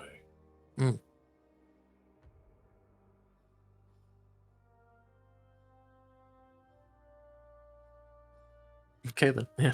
And she heads off. Can you guys hear me? Yeah. Yeah. Okay. Now Yeah, we- my mic. yeah. I don't think my mic was working. Oh no! no. Oh no! Sorry. No, no worries. Did you have anything to say to Yonko or the group, or I guess Grothlin's the one that addressed you directly? Mostly just ribbing and offering people handshakes, spit handshakes and stuff. Okay. Hell yeah. No, That's about it. absolutely. No worries. Yeah. Grothlin's basically said, as you probably heard, she's basically they're gonna stay in Orgir for now until things calm down out there. Yeah, he said that was probably wise, and then told you so he'd definitely bring some stuff back for Carr and gave them both hugs. Or tried to. Yeah, absolutely. You get some hugs. 100%. All right, and then Nakasha is heading out. They got their own party. Bud, let's see, what's Bud get up to? He just said, "Thanks for showing me the right path. I'm gonna go try and do something with my life." You got a lot of potential, Bud. I know. Until there's going to be big things in your future. You tell them this guy's gonna show up at the end of the campaign and say, all right. Has Look anyone out been there. assigned to Splitskull Keep yet? I don't think so. We've only just gotten back. Oh, I see what you're saying. I can swear loyalties. Yeah, definitely. Definitely can do that. I can watch over the Eastern Front, no problem. I guess, I'm gonna go put my application in for that. Ooh, there you go. So, it needs to be led by an orc with character and a good name. And a good constitution. A good constitution. What's his constitution? He's got +3. He's pretty good. Not bad. That's decent. going hard. It's definitely better than Kazard. Alrighty. Alright, so you said this combines some NPCs, you did a little bit of shopping. The following morning you are called upon to be a part of this war council. Let me bring us over to that. Okay. Dang, we lost all our NPCs. Yeah. No, Pork's still there. It's lucky. I guess the definitely the goblins survived and they were with you pretty much the whole time. So I think Droop and his band. Those guys. Those guys. Nice. Yeah, forgot about them. They think it's dangerous to go on the road right now and to do their act, so they're gonna hang out in Urgir for a bit. It's really funny because I put all the tokens on the map and now I'm just taking them away. Just a little cleanup between books, Maybe you guys run into more NPCs. Yeah, they if they approach you, Crash, and they're like, if the adventuring hero thing ever work out, they do have a spot in their act. They're wrestling act for you.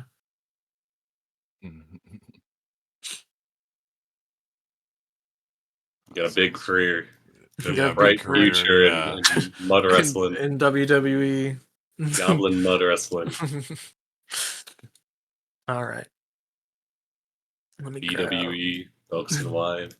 No, BWF. New World. Okay, let me grab. Oh, I didn't. Just a moment. I'm gonna shrink this down, or otherwise it's too big.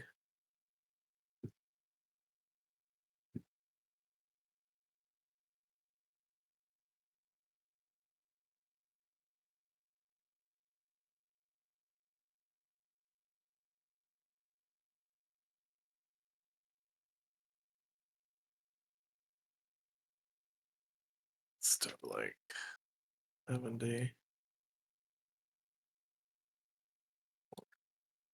Yeah, it's good. Okay, I'm gonna upload it.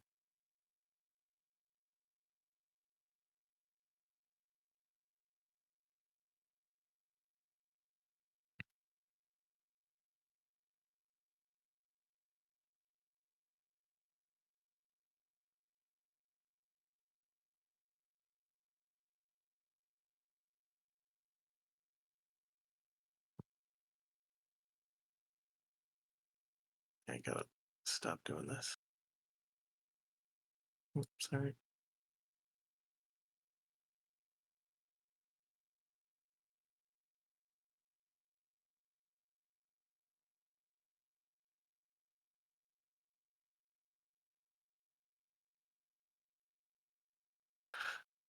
Wait, what?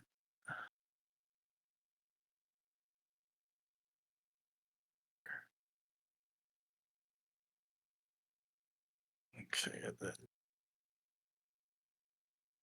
change this out.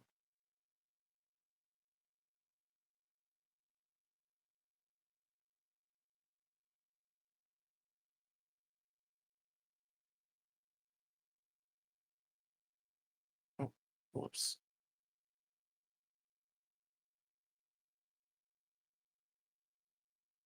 Over. There we go. All right. Let me grab. Let's get King Ardax. Make him a little bigger.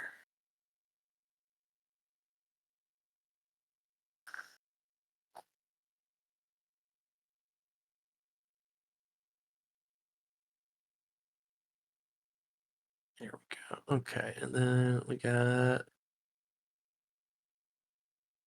get you guys in there.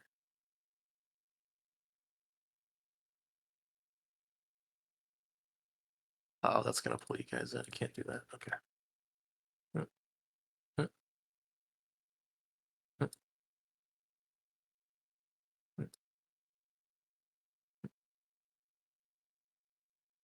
Okay, and then we'll hide these guys for now.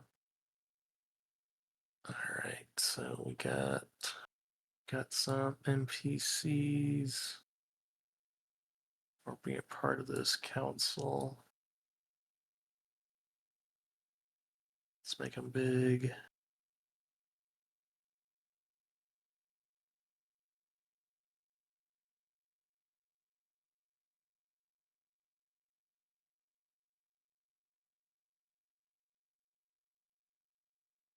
Gotta do it manually. Okay.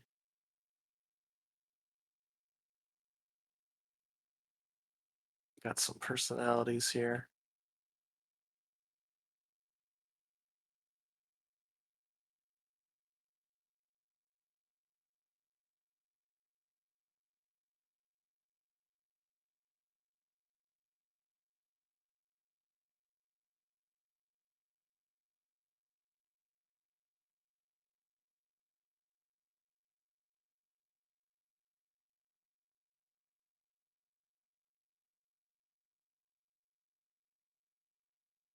All right, there we go.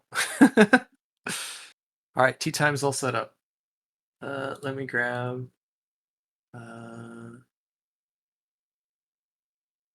Gosh, having no music is really up.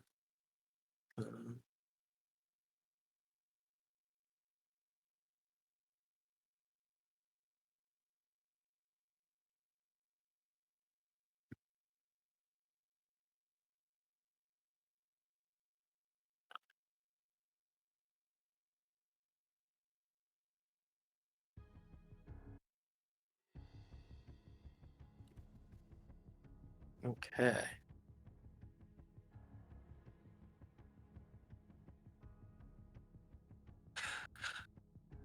All right. The next day, you are escorted through Urgir's great tiers towards the halls of the Closed Fist, a fortified structure of heavy stone built to withstand a siege and house strategy. Ardax, steward of Urgir, eschews the grandeur of the palace throne room, preferring practicality. You're brought into a high-ceiling briefing hall, where dozens of orcs and a few others of various ancestries have gathered. Some armored, some are robed, some in merchant finery. This is no casual meeting. This is War Council. Ardax gestures for you to sit near him, giving you a place of respect. You quickly realize that the voices in this room form four main currents, four main factions. Oh no, here we go. Factions, politics. Here we go. Of Urgir, each with their own goals, alliances, and loudest champions. Let's see. The factions at the table. Let's see. You have this is gonna sound funny. You have the Jobbers, Right. led by Bravther, a young orc. In their spokesperson is this gentleman, a young orc in fine embroidery, fingers stored with magical rings. They represent the new merchant class of orcs, pragmatic, progressive, focused on economic power. You have, so that's Bravther. We have Kraga, who is the spokesperson for the Provident. A broad-shouldered orc woman who's let's see. They represent, these are the orc hunters and raiders. This other really intense orc. God damn. Love this art. We're all sitting here with our fresh tattoos. Yeah, being judged. Yes, Leaving- there's leaving- metal leaving spikes my coming out of their head. You know, Yeah, this is Mother. They have fucking caps on their tusk. Yeah, she got caps in her tusk. This is tough for me. Agwalend. Oh they my are God. They are priestess of Drethda. Her- Matronly and direct. They speak for various religious orders, emphasizing spiritual unity, guidance, and honoring the past. So this is the classic. And then we have they speak for the reverent. And last but not least, we have the warmongers. Spokesperson her name is Urgir Ironmouth. As a warrior bard, leader of the Bloody Gauntlet Hold, charismatic and sharp tongue, advocates for brute strength, swift retribution, and conquest. All right. I feel like the previous one should have been Ironmouth. Yeah, Those I metal was also caps on their wondering that, tusk. but now I double checked the art.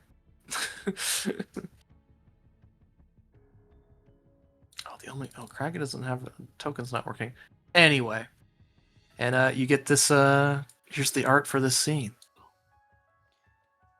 Nice. Sorry, I had to pause the stream for a second. Okay. Okay. I got kicked out of the foundry. Oh no. We're back in though. Okay, tell me when it's good. No, you're good. You're good. Go ahead. Okay, cool.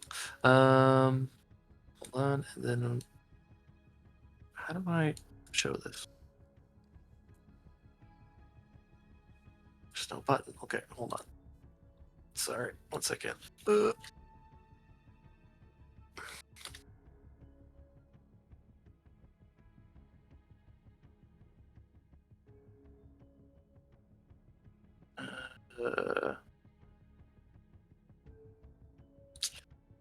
isn't this?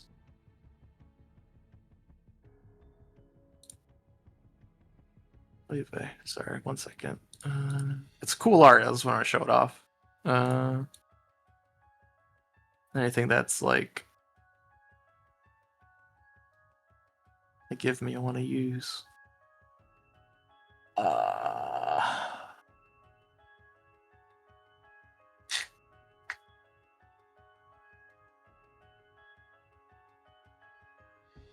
Okay, maybe I'll just copy and paste it. I'm gonna delete chat.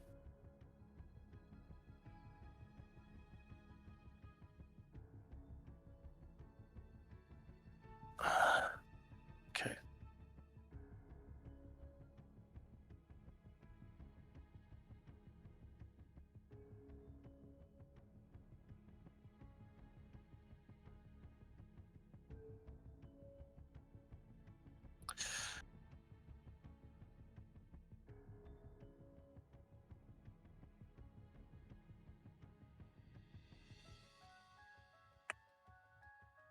Okay, gotta log back in.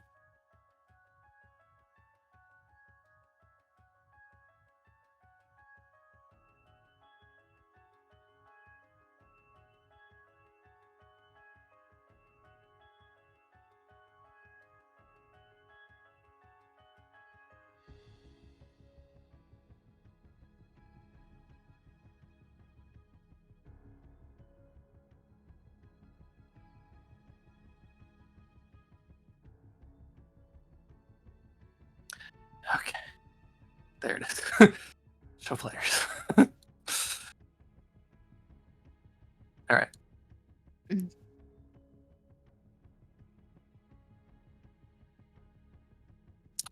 Alrighty. Okay, so we got there. You learned about the factions. All right. There are 4 issues that they're going to discuss.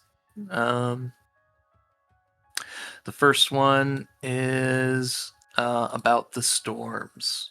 Mother Agwalin. Let's see. Ardax raises a hand. Let us begin with the storms, the ancestor storms. The rains that have woken the dead at the Torn Moot and now spread across the land. What say the council? There's a wave of murmurs, fear, confusion. Not good. Yeah, there's no question. Sorry. Go ahead. Since I wasn't here, was there the talk with Ardax and Asdrani when he got there? Yeah, they had that chat. So he may not be being controlled by a vampire now. Right now, I really like That's Anzdroni. a He's good the point. best. She Second should. order of business. Whose blood are we sucking? We should make him the whole the owner of one of the holds. You no longer belong here. Okay, so they've had that talk.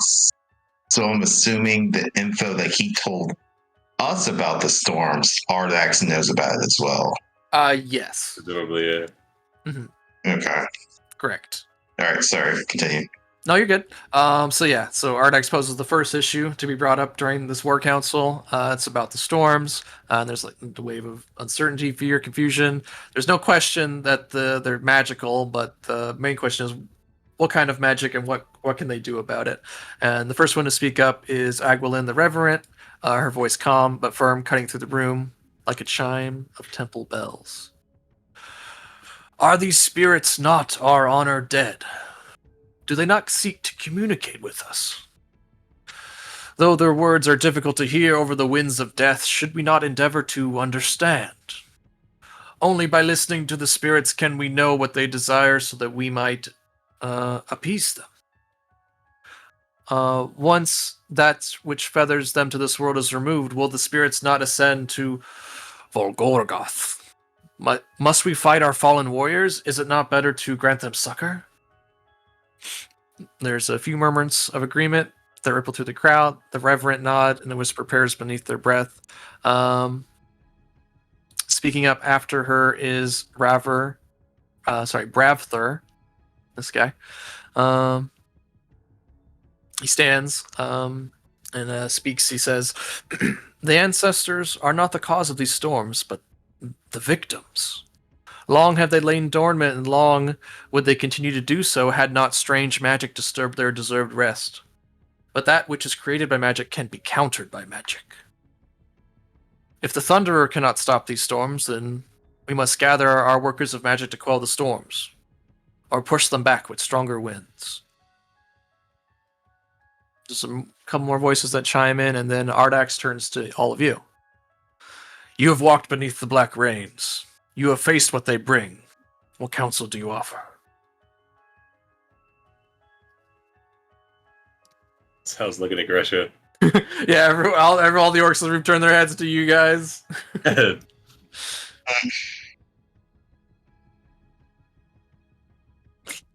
You're a resident expert on undead shit. I'll struggle you, Gresha. This woman gives you exactly this face as she's looking over you. You guys. Gresha, he leans in, like in your ear, he says, tell them shit's fucked. It's putting it simply, but that not time, far off. That time that we came across the storm the first time and people were being called towards their ancestors, they were hearing the voices. Yeah. Did we get the feeling that it was actual spirits or just a manipulation of the memories of the people around us? To your best opinion and knowledge, it's you're expert in the occult. You think those are the actual spirits that were calling out to maybe their younger ancestors, the people. And would I know if spirits are easily brought back and controlled against their will? You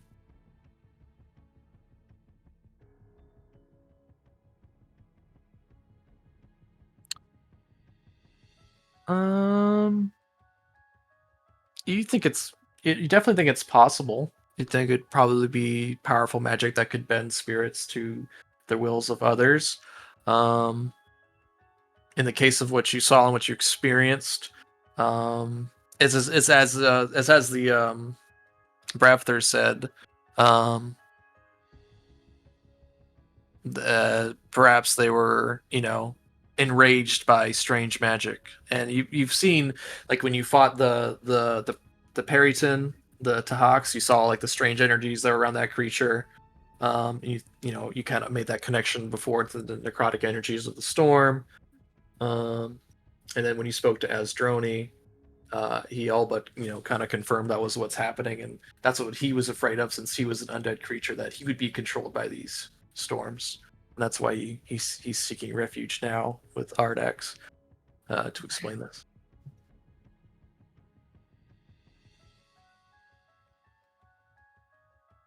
And so yeah, you don't need to outwardly tell all the orcs here about, you can kind of just explain, here, this is what I saw, this is what I think, this is what you as a group collectively think what's going on, and the kind of counsel that you bring to the table.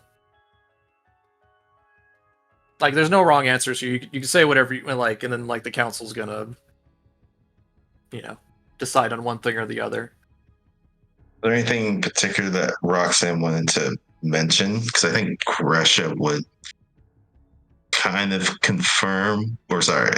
agree with what this guy had said, saying that whatever magics has been utilized, it's gotten a lot of the feng shui of the undead up in arms and stuff like that. Mm-hmm. And I guess too, as GM right now telling you, so basically what they're trying to outline here in this adventure is, you're gonna pick which either side you believe is more correct, and that's going to give you benefits down the line on this adventure. It's going to give you small bonuses later on to basically what you decide to go end up doing in this adventure. So right now, you guys are deciding in meta terms, like, oh, I think this person's right, or I think it's more like that person said, and that's going to give you benefits one way or the other later on. Like, I will say that it's not a very it's not a political focused campaign at all. They just have this one section here for you guys to decide what you think is the best course of action. Okay. But at the end of the day, it's not going to give you any kind of negatives one way or the other. We're not going to come back to, oh, which faction did you piss off at the beginning of the campaign, because that's not what this campaign's about. I think they just wanted to throw this section in here for the more politically focused players who want to dig into deeper this stuff.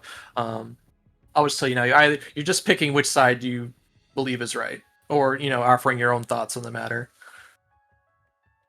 Yeah, I'd agree with Gresha's thinking on this one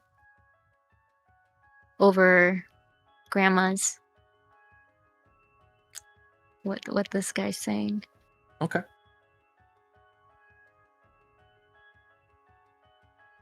Sal nods sagely. All right. Sal nods. Okay. So, there's rabble, rumbling in the council chamber. But obviously, Something has riled up our ancestors that needs to be dealt with so that they can return back to their peace. Just appeasing them, I don't think that will, at the end of the day, solve what is happening. They'll just get roused up again. We've seen this effect not just the spirits, but some of the other wildlife as well. And everyone's like, what? What did she say? Wildlife. Could this affect the Orcs? What about our food source? Rabble. Peritons at the Torntmoot that attacked some of the laborers. There was a large one that seemed to have been corrupted by this miasma, or whatever you want to call it.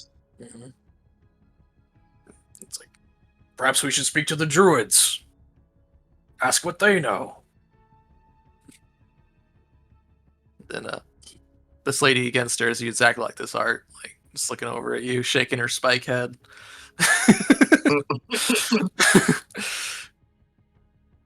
And this guy's like, aha, I won this argument. All right. All right. So on the first issue, let's see. Sorry, Sal. I'm just gonna move you over. sitting in Ardex's chair. All right, and then okay. So as He gets up. as the debate on the topic winds down, Ardax raises his voice.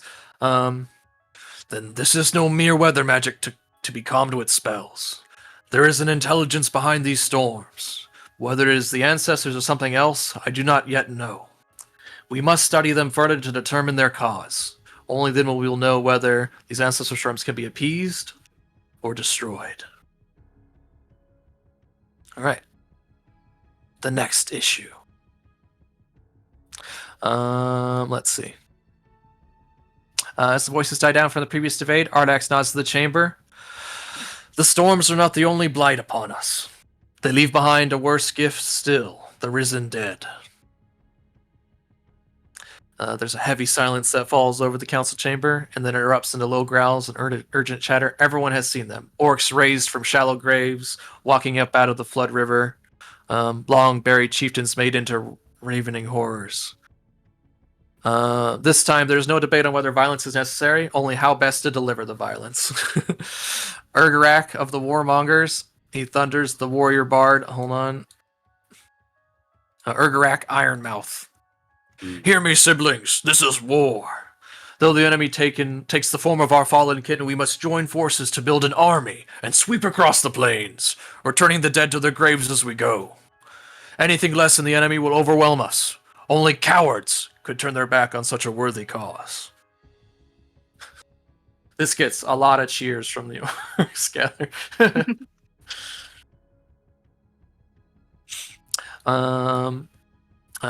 Their argument is countered. I wonder why this token isn't working.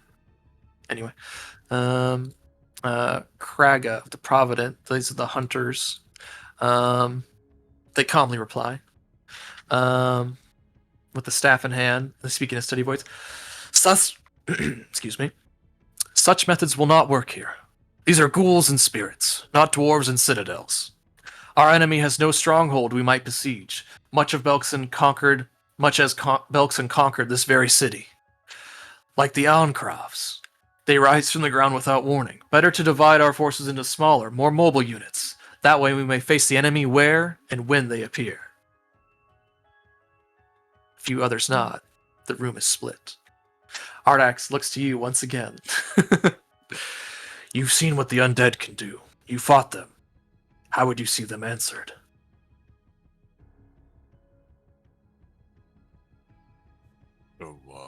Us, You know, I don't think we're getting down to the actual problem here at hand, because, you know, dead people are walking around, and it's great you guys want to just go kill them, but they're already dead. What's to prevent them from just getting right back up and being twice dead people walking around?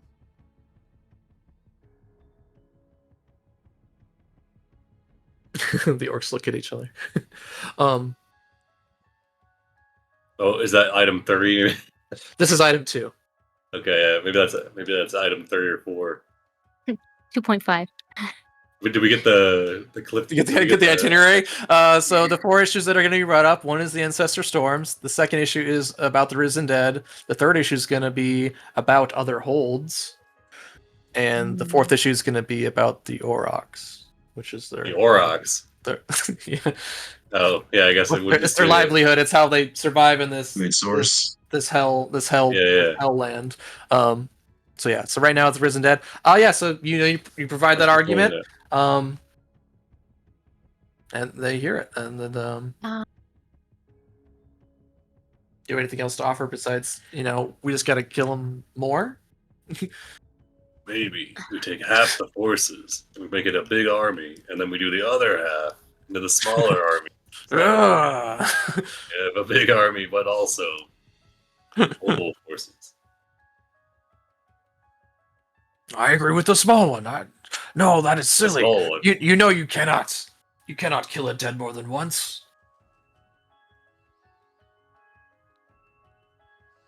So I will just say, just out of character real quick, in the Pathfinder system, if you're dead and you become undead, if you die again, that's it. There is no coming back after that. Oh. Okay. So Double I know dipping. that's not like I mean, and it's not like a super known thing, but for whatever reason, it doesn't seem to take in Second time. Yeah. Is hollowed ground a thing that is beneficial in Pathfinder? It's probably a ritual. I don't know off the top of my head. There's probably a ritual for it. Hollowed ground. There it is. Oh, it's actually a focus spell. Huh. That doesn't last very long though. It doesn't. That's only a minute. Oh. There might be a spell for it, but again, orcs are kind of superstitious of magic, so not all orcs, but the majority, generally, they're suspicious of magic. You put forward your arguments. Maybe we can counter it with magic. The current topic is whether or not they make one big army and make a bunch of small armies to go tactically sort them out, or just one big army that just sweeps across the plains and takes everything out. You know, I feel like trying to mobilize one giant army is going to take a long time. Probably worth putting together a couple small ones, you know, to maybe help bolster some of the holds out there. It's hard to feed a lot of orcs. I think both Dale and Sal are correct. Maybe there's something we can do in the middle where larger forces can protect the settlement holds and smaller roving bands can be more mobile to strike those that show up across Belkzen.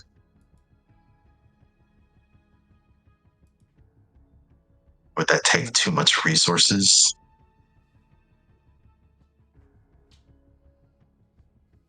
Ardax chimes in at this point. Without having the holds united behind us, we lack the numbers to build an army as in ages past. I hear the concern on both sides. I believe a hybrid solution is how we will organize our warriors going forward.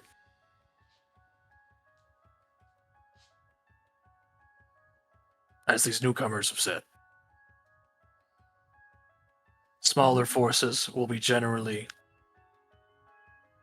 more helpful. That is my decision. Right. Okay. So we went with Kraga's opinion on the other one. Mark that down. All right. The third issue. Other holds.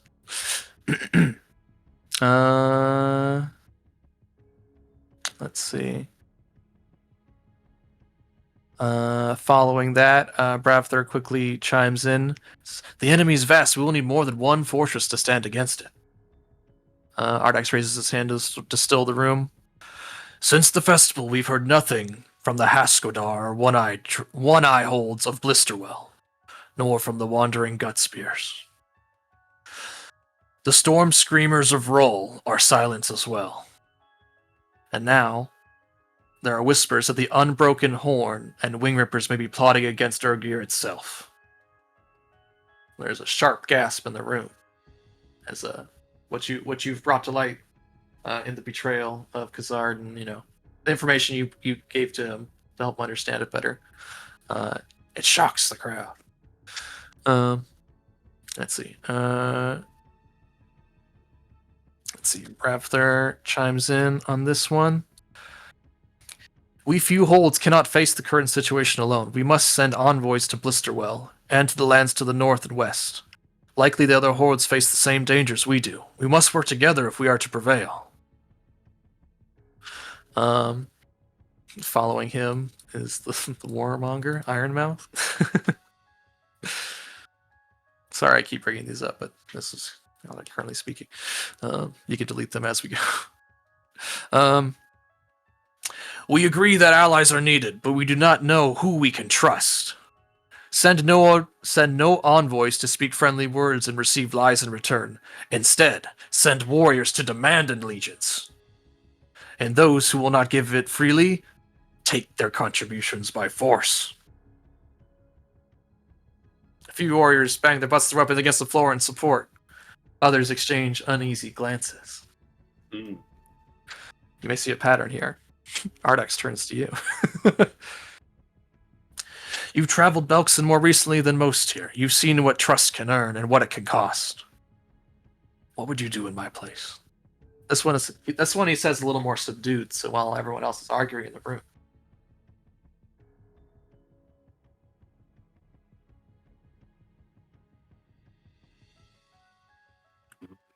Some of the holds are set in their ways.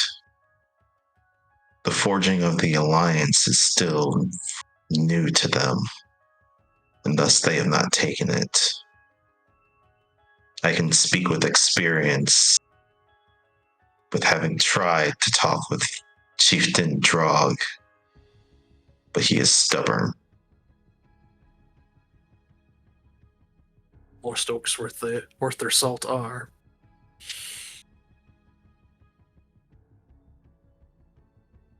But we can't do it alone. We will need all the help we can get. We've been able to gather in the past. You would know this quite well. The Battle of the Broken Skulls, when we defied the Whispering Tyrant. These holes take advantage of the situation. They've stabbed us in the back. All right, then he turns back to if anyone else says anything they want to say to him before. I know these are broad topics about trust and betrayal, and but he is genuinely curious on your guys' opinions on this. I think if you really earn the trust of some of these folks, maybe we just go out and show them, dispatch a small team to some of these holds that are, a little bit more closer to be overrun, and show them that, we're in this together, right? And then as we bring more people to the cause, we go and we help more holds. Mm-hmm. I may know just the small team. He smiles at you all. All right, and then he addresses the gathered orcs once more after hearing your thoughts. We must alienate neither our allies nor our potential allies in this. We will send our envoys with warriors to protect them from the dangers of travel, but not to wage war. The threat we face is too great to war amongst our own kind. However, the holds must understand that disunity is not an option. Here's why we will make it happen. But, all right. And then, in this case, allies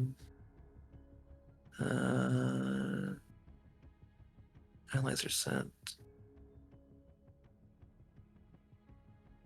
So so I'll just ask you guys, did you guys agree more with send allies to help and not sending people to go threaten people to to fight for you? I've seen you go with the first guy. Yeah. I think Gresha is of the mind of maybe we look at, probably in the past, it's always been send the warriors and let their fists do the talking. Yeah. Maybe we try the diplomacy route first. Yeah. But we don't send the diplomacy route without some protection. Exactly. So That's what he was saying. Yeah. Send envoys, but with warriors to protect them. Yeah. All right. But primarily the envoys is Gresha's thinking. This just sounds like sending the warriors with extra steps, Gresha.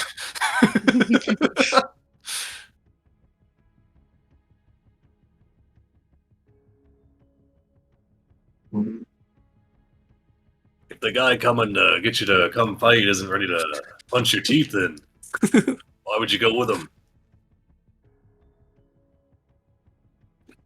I don't know. All right. The debate moves on. Yeah, Sal he's undecided. As the debate over warfare and alliances tapers off, a gruff orc from the back raises their voice. The herds! What of the Aurochs? A hush falls. The mighty Auroch herds, long regarded as sacred, vital, and ancestral, have been sighted moving south, their migration mirroring the rising floods and deepening danger. Mother Agwalin gently raises a hand. Counter to her portrait. I love her art. She's so pissed. Five-eye glance. Are the Aurochs not wise animals that know to seek shelter from the storm? Are the hungry dead any more dangerous than the predators down from the mountains? How can we send warriors to defend mere animals when their own people are endangered? Should we not let nature take its course? A few not in agreement. Orcs murmuring that the dead may already outpace the living. Let's see. And then let's see. Kraga. Let's see. Provident leans forward. Do you forget the story of Hedsek and the many gifts? All our strength and valor are not without the Aurochs to clothe our bodies, to fill our stomachs. We must ensure the safety of the Aurochs if we are to ensure the safety of our people. If the undead consume the Aurochs, we are surely as lost as if they had consumed us.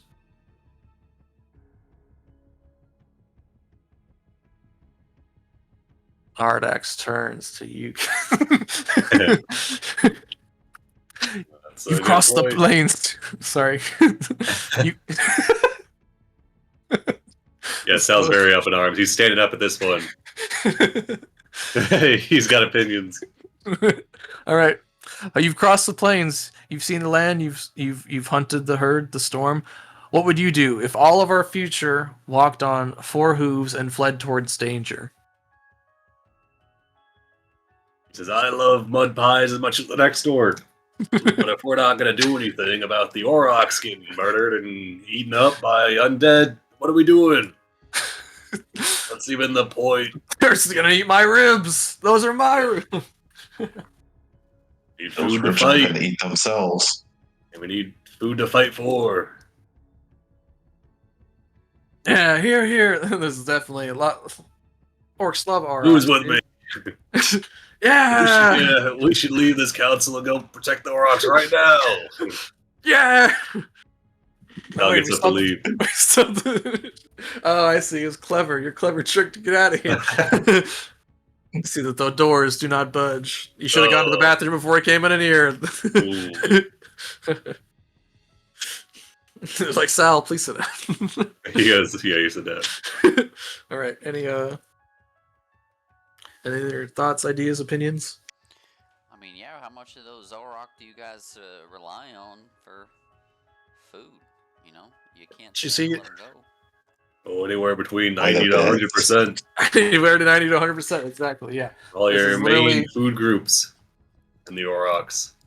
I mean, I feel like that's self-explanatory right there. You can't afford to let them things go to the waste. Your ribs, haunches, Mhm. tenderloin. But you expect to feed a whole army? You know, an army survives on its stomach. You know.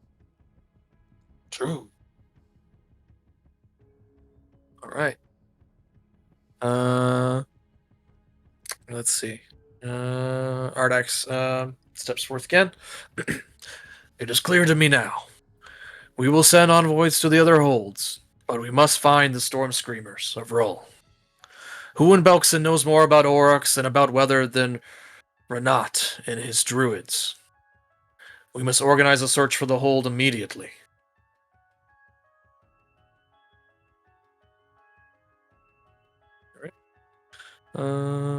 Let's see.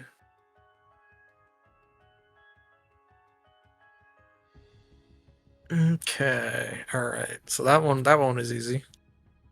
He sided with there. All right.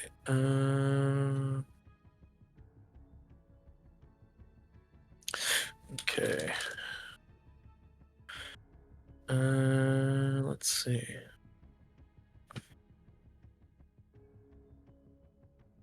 And with all the issues brought forth and debated, the War Council is adjourned. Let's see. As the last echoes of Kraga's voice settle into the stone of the halls of the closed fist, Ash falls. Ardax rises from his seat with calm gravity, arms crossed behind his back. He scans the room of warriors, merchants, priests, dignitaries, all watching him now. His voice cuts through the silence. We've spoken well today, argued better. The Empty Hand thanks you for all your counsel and your conviction. There's a rustle of approval from the chamber. All right. And then everyone's kind of starts shuffling out. Then Ardax turns to you all again. You stood at the heart of this storm already, and still you stand. Belkzen owes you a debt, one that I hope to repay in deeds, not words. Rest where you can. I have a task for you in the morrow. Okay. All right, and then yeah. So the next morning, I mean, if you guys want to do anything else for the rest of that day, let me know. But I'm just we're at time here. I'll just wrap us up with this last request and kind of get you going for next session and what he would like you to do. All right, let's see. Okay, so we can get out of there. All right, let's just get Right. All right. The next morning, you're summoned again. This time, not to the halls of Close Fist, but to an open courtyard, deep within the heart of Urgir. You see weathered banners. Ardax stands at his white stone table, hunched over a detailed map. A few messengers lingle by as he waves you all forward, and he speaks. The scouts have been dispatched northward, along the flood road and into the Tusk foothills. He gestures with the iron rod to a rough patch of the map. Oh, here we go. Yeah, this is where he's going to bring you over to the map here. He's going to do a big circle for you. Here. All right. This is where the Storm Screamers roam. Renat the Green leads them, one of the few who might be able to make sense of these storms, or help shield the herds from what's coming. But we haven't heard from them since before the floodwaters rose. No words, no sightings, nothing.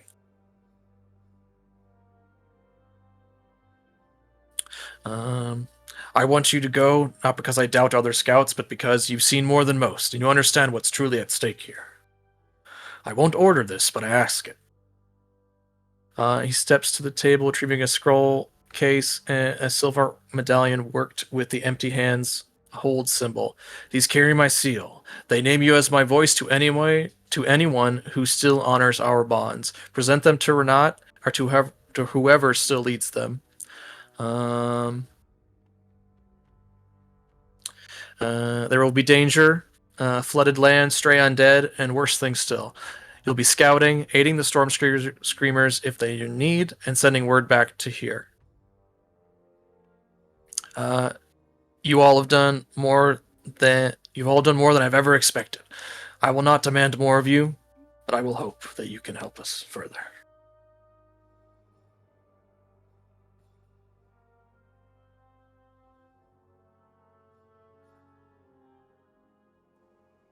Sal shrugs and says, well, that War Council put it pretty plainly. We gotta pitch in, help what we can. So, I guess I'm in. Thank you. One last job. Let's go. You have a whole 2 more books to go. It's going to be a really long job. I was 2 weeks from retirement. Yes, and eventually I think you'll need to head back to the Steel Eaters to let them know what has happened, unless you'd rather I send a messenger. I'm going on a quest. Find a replacement. Someone who can take my job. That's Sal's whole goal. Long-term There's goal. got to be a crafter still alive There's out gotta there. be someone else who can do this. All right, cool. Does anyone else have any questions or? Uh, No. can I ask him if he knows the name of an orc female that goes by Nazgula? Nazgula? Yeah. That's my mom's name.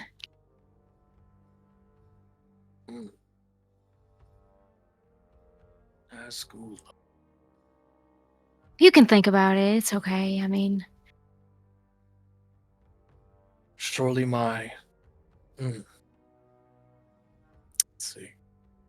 Sorry, I forgot the name of his spy people. Hold on.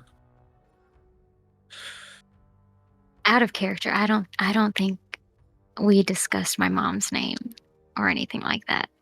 So Well, that's okay. Yeah, maybe they go by a different name now. Who knows? that's true. Let's see. Oh my God, what is the name of?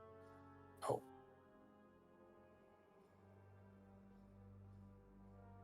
Do-do-do-do.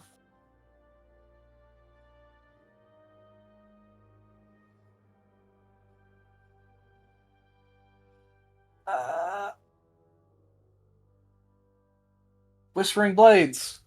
Okay. It's a secret hold charged by Ardax to handle missions of intrigue in Belkzen. Yes, he will ask his Whispering Blades for the name. Thank you. Of course. That is the least I can do.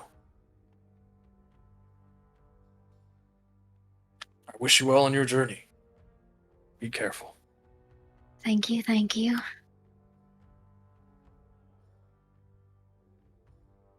All right, and then the symbol of the empty hand is actually a magic item. I'll just give you that real quick, and then that'll be your session, gang. One more item to divvy up, unless there's more stuff you want to buy. So the symbol of the empty handhold is actually it's a diplomat's badge. So essentially, it gives you a +1 to any diplomacy checks you make. And then once per day, you can use it to attempt a DC 20 recall knowledge about any people of human ethnicity, non-human ethnicity, or any type of other creature. I determine which options are available. If you succeed, it goes to +2 bonus for that. So you can basically think about how best to influence the people you're talking to.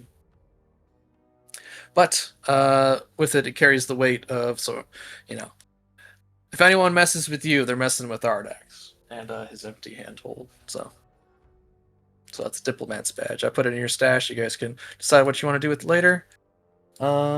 Anyway, I know that was kind of more of a role play session. I thought the little council meeting was kind of intriguing. Yeah. Where we get the good look at the major going-ons. Mm-hmm. And depending on who you sided with in the arguments, you get bonuses later on for certain challenges in the later on in the book. So it does affect some things. Meta. But yeah, thank you guys so much for playing. I'll see you guys. Oh, I guess question. Do we want to play on Father's Day or not? I think Father's Day? I'm cool either way. But I know if people are planning stuff or we're gonna go out or do anything, I mean. It might be like a little bit late, like an hour or so, but I'm down to play. Same. Like I'm not gonna be. I wouldn't be late, but like. Oh,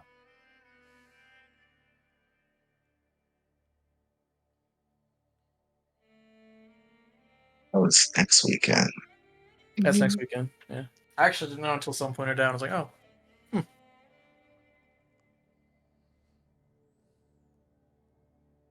How about the?